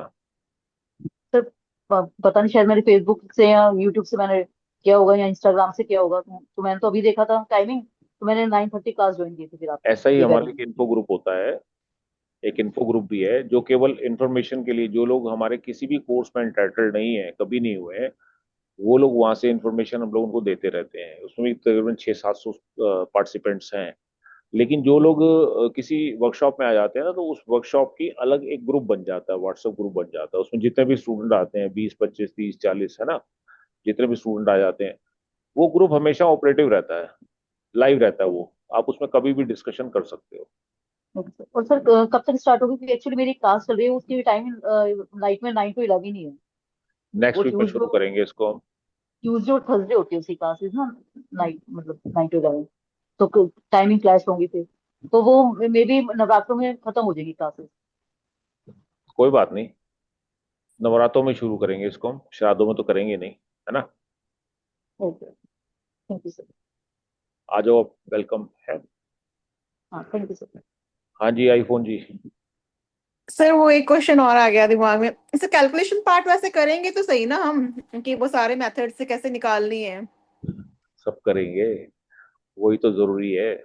जी मैनुअली कैलकुलेट करना भी जरूरी है ना। जी जी। सर दूसरा क्वेश्चन मेरा शालू जी वाला ही था कि क्योंकि सारे क्वेश्चन वर्कशॉप के ड्यूरिंग तो आते नहीं है इंसान को, सारे सिनेरियोस भी नहीं पूछ पाते, बिल्कुल तो कि वही बाद में जो क्वेरीज होंगी तो उनके लिए सपोर्ट मिलेगा ना। बिल्कुल मिलेगा। अभी जो यहाँ पे स्टूडेंट्स मेरे हैं, पुराने स्टूडेंट्स भी हैं पंच महाविद्या के, तो वो आपको बता सकते हैं इसके बारे में। जगजीत जी, हमारे ग्रुप चल रहे हैं नहीं चल रहे हैं, बताओ जरा। सर सर बिल्कुल चल रहे हैं आप। मतलब ये नहीं ग्रुप में you are enrolled in a family, बहुत बड़ी फैमिली है। जी तो आपको लगेगा ही नहीं है कि यू आर अलोन। चाहे वो आपका ये डेथ एंड सफरिंग का कोर्स है अभी आप कर रहे हैं, या कल को फर्दर कहीं और भी इनरोल करते हैं, तो हम एक फैमिली की तरह होते हैं। किसी के भी क्वेश्चन डिस्कस करते हैं, बात करते हैं। इवन ड्यूरिंग द क्लास भी अगर कोई क्वेश्चन हो, क्वेरी हो, तो सर उसको आंसर करते हैं। और आफ्टर द क्लास भी अगर कोई क्वेश्चन हो तो उसको भी आंसर करते हैं। और even may be previous class का भी अगर कोई क्वेश्चन हो तो नेक्स्ट क्लास शुरू होने से पहले या उसके बाद भी सर क्वेरी उसको रिजॉल्व करते हैं। और इसमें ऐसा नहीं है कि कोई फिक्स चार्ट्स लिए जाते हैं, पर्सनल चार्ट्स भी सर ले लेते हैं, हम्म। जिसे आप समझ सकते हो। तो हमारे सबके चार्ट्स सर के पास रहते हैं, तो सर कोई भी चार्ट लगा के समझा देते हैं किसी भी ऊपर। ओके। सर को पता नहीं 1000+ चार्ट्स तो बाय हार्ट ही याद है हमारे। हमें अपनी कुंडली याद नहीं है, सर को याद रहती है। सबको याद रहती है। अ, बढ़िया है, बढ़िया। तो आपको इसकी टेंशन लेने की जरूरत जगजीत जी, मैं सोच रही थी जगजीत जी दिखे नहीं इतनी देर से, जेएस लिखा हुआ था, मैंने आपको वीडियो में देखा था ऑनलाइन में। अच्छा, नहीं मेरा जेएस ही लिखा होता है। और मनीषा जी, लता जी भी होती है उस वीडियो में हमेशा ही क्लासेस में। हाँ, हम तो सर से शुरू से कनेक्टेड है। आप जैसे बोल रहे हो कि वैदिक आपको थोड़ी बहुत आती है, तो when I started death and suffering, I even don't know a of Vedic, hmm. And I did death and suffering. पहला ओके, ही पीएचडी का कोर्स कर दिया पहला पहला ये वाला कोर्स किया। हाँ, मैंने सर की ऑनलाइन क्लासेस भी देखी हुई है ना, तो उनमें ये सभी ग्रुप पे होते हैं, तो मैंने सुना भी और कैसे सब तो सीखते फिर भी भी हैं। आपने तो वैदिक पढ़ रखी है। हाँ जी। तो जब मैंने तो कुछ नहीं पढ़ा हुआ था तो मैं सीख गया। हाँ, ये तो तो है। आप तो बड़े आराम से सीख जाओगे। ठीक तो से जो भी ये लाइफ कैलकुलेटर के पीछे हैं कैलकुलेशंस, वो कैसे बनती हैं, क्या लाइफ कैलकुलेटर कैसे काम करता है, वो इन डेप्थ आप खुद सीख जाओगे आसानी से, और आप मैच भी कर सकते हो। और सबसे बड़ी इंपॉर्टेंट बात ये है कि एक तो हमने देख ली कॉज ऑफ, कहा ना, डेथ क्या है, मतलब कब होगी age. But hmm. Cause cause concern रहता है कि बीमार होके जाएगा, एक्सीडेंट होगा, क्या होगा, हाँ तो वो जी। भी आप जान सकते हो, वो भी आप खुद खुद कर सकते हो। हाँ जी। सर आजकल तो मेन क्वेश्चन ये भी होता है ना कि जैसे पेरेंट्स स्पेशली जानना चाहते हैं कि भाई बच्चे करेंगे भी कि नहीं करेंगे बुढ़ापे में कुछ भी, वो अभी मतलब जब आपको इसका या ज्ञान, अब अकेले इसका अकेले ज्ञान, मरोगे, अकेले मरोगे या मतलब भी होगा साथ में आपकी जब फैमिली आपको होगी। इसका ज्ञान होगा ना, फिर हाँ ये भी ज्ञान छोटा पड़ेगा, फिर आपको और ज्ञान चाहिए होगा।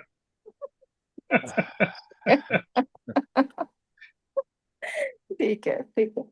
थैंक हाँ यू जी, सर। रिकॉर्डिंग्स मिलेंगी। ये कुछ सवाल हैं जो मैसेज बॉक्स में आए हुए हैं, रिकॉर्डिंग आपको मिलेंगी और लाइफ टाइम उसका एक्सेस रहेगा। और नेट प्रॉब्लम तो ठीक हो गया होगा, कभी कभी आ जाता है, कोई बात नहीं।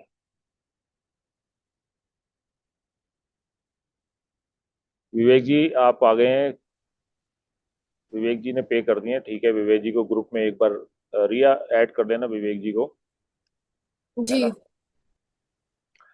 एक ना इस नंबर पे जो भी पेमेंट करें आप, इस नंबर पे एक बार स्क्रीनशॉट जरूर शेयर कर दें, 9667077033, है ना।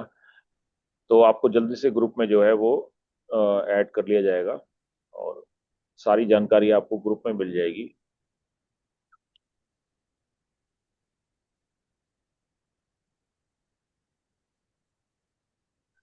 आई थिंक रिया ने सारे क्वेश्चन हैंडल कर ही लिए हैं, है ना। चलो, तो किसी का और कोई प्रश्न नहीं है? शालू जी, हाँ जी बोलिए शालू जी।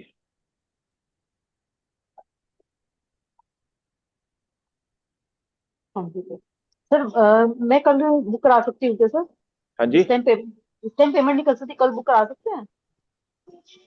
कोई नहीं, कल करा दीजिएगा। ठीक है सर, एक बार नंबर रिपीट कर दीजिए सर, जिस पर स्क्रीनशॉट भेजना तो अ, डिस्प्ले कर दीजिए सर व्हाइट बोर्ड पे। नंबर रिकॉर्डिंग को एक मिनट, रिया जरा नंबर बोलना। 9। सर 9667077033। ये नंबर नोट कर लीजिए, रिया का नंबर है, और ठीक यही सारा कोऑर्डिनेट करती हैं बैक ऑफिस, है ना। जो भी ठीक है क्वेरी हो थैंक यू। आपकी, जो भी आपने करना हो, एक बार इनको स्क्रीनशॉट जरूर सेंड कर दीजिएगा so that she can add you in the group. और हाँ फर्दर जी जितनी भी रिकॉर्डिंग है या जितना भी आपकी क्लास की इंटीमेशन आती है, लिंक आते हैं, वो सारे आपको रिया ही मैनेज करती है, ठीक है। हाँ, ठीक है थैंक यू सर। चलिए, ठीक है जी, फिर मैं समाप्त करता हूँ आज का, है ना। और एक सूचना जगजीत जी दे दें सबको, जी सर बिल्कुल। जो हमारा अपकमिंग मेगा इवेंट है। बिल्कुल सर बिल्कुल। आप ही दो अपनी, है ना, नहीं नहीं नहीं। मुख से। सर ने किस कोई किस से? बम बचा के रखा हुआ दिवाली के लिए फोड़ने के लिए? नहीं हमारा पंच महाविद्या का जो फर्स्ट बैच था, अभी सीजन 3 आएगा। वेरी सून सीजन 3 भी सर लॉन्च करने वाले हैं। तो हम सीजन 1 के जो स्टूडेंट्स थे, तो उनकी अभी दिल्ली में बहुत बड़ी कॉन्वोकेशन सेरेमनी होने जा रही है। तो वी आर मतलब PMV 1 के सीजन 1 के और सीजन 2 के स्टूडेंट उसमें इनवाइटेड हैं।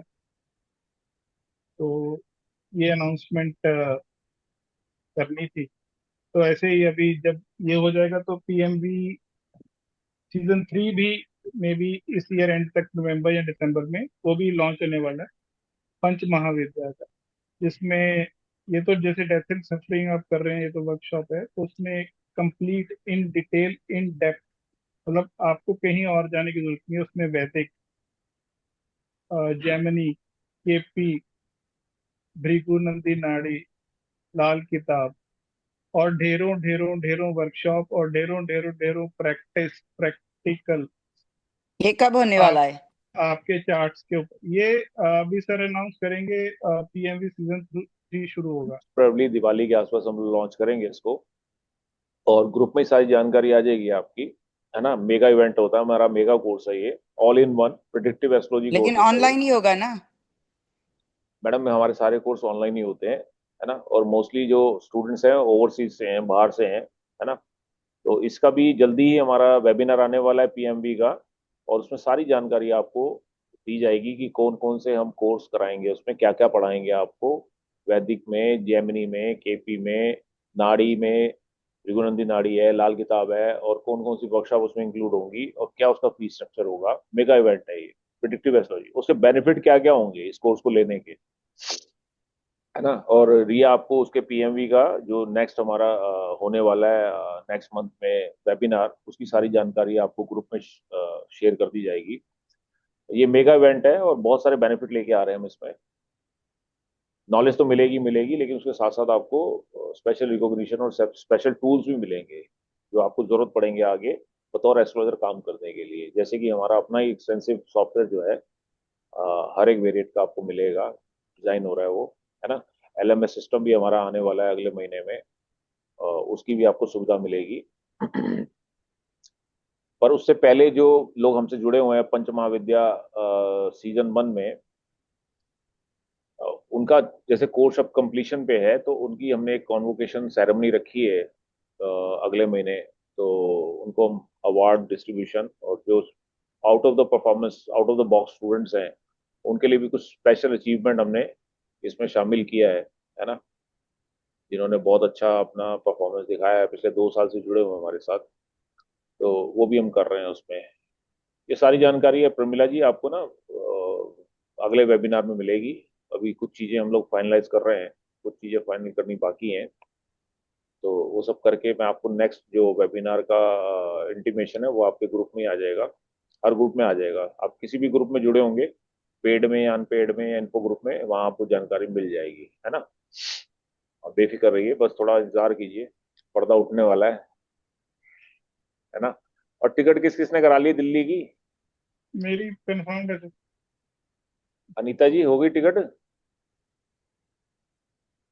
सर कल करवाऊंगी। चलो ठीक है। मनीषा जी तो मना कर मेरा रही भी हैं। कल हो जाएगा सर कंफर्म। मैं, हाँ अच्छा, हो जाएगा तुम्हारा भी, चलो बढ़िया। नहीं हो तो बता देना मुझे, है ना। सर मैं और दीपक जी मेरे आ रहा हूँ मैं, हाँ सर, आ रहा हूँ मैं। आना ही पड़ेगा सर को मिलने। सर कोई मुंबई से है क्या? मुंबई से आ रहे हैं 3 लड़के आ रहे हैं, टीम आ रही है हमारी। आप अकेले आ रहे हो क्या? सर वही कि कोई रहता तो सर हम साथ में आ जाते फिर कोई नहीं वापस कोई नहीं कोई नहीं, मैं कराता हूँ आपका, रुक जाओ। वो हमारा कोई है, उसका मुंबई से टेक्निकल तो सर टीम का नहीं तो लड़का फिर है, टेक्निकल टीम का एक लड़का है, बॉम्बे रहता है, वो आ रहा है, मैं उसके साथ करा दूंगा आपकी टिकट, चिंता मत करो। ठीक है सर, तो उनके नंबर भी मुझे शेयर कर देना, मैं हाँ उनसे बिल्कुल बात। बिल्कुल, मैं बात करा दूंगा आपकी उनके साथ। हाँ, ठीक है सर। आप दोनों मिल के आ जाना, है ना। हाँ चलिए, और पार्थ, बोलो पार्थ। सर कल पूरा फोन करना है, बात करना है आपसे कल। कर लेना है, मैंने कब मना किया है। कितने बजे करूँ? 2 बजे के बाद करना कल। Okay sir, thank you. चलिए ठीक है जी, मैं समाप्त करता हूँ, है ना। जिसका जो भी प्रश्न हो, एक बार रिया का नंबर आपके पास आ गया है, आप रिया से एक बार वो कर लेना कोऑर्डिनेट, है ना। तो मिलते हैं फिर आपसे वर्कशॉप में, ठीक है रितु जी। ओके सर, जी ओके जी जी, सर, वेरी धन्यवाद एक्साइटेड टू धन्यवाद। स्टार्ट। ठीक है जी। प्रणाम सर। प्रणाम, जय श्री राम। प्रणाम।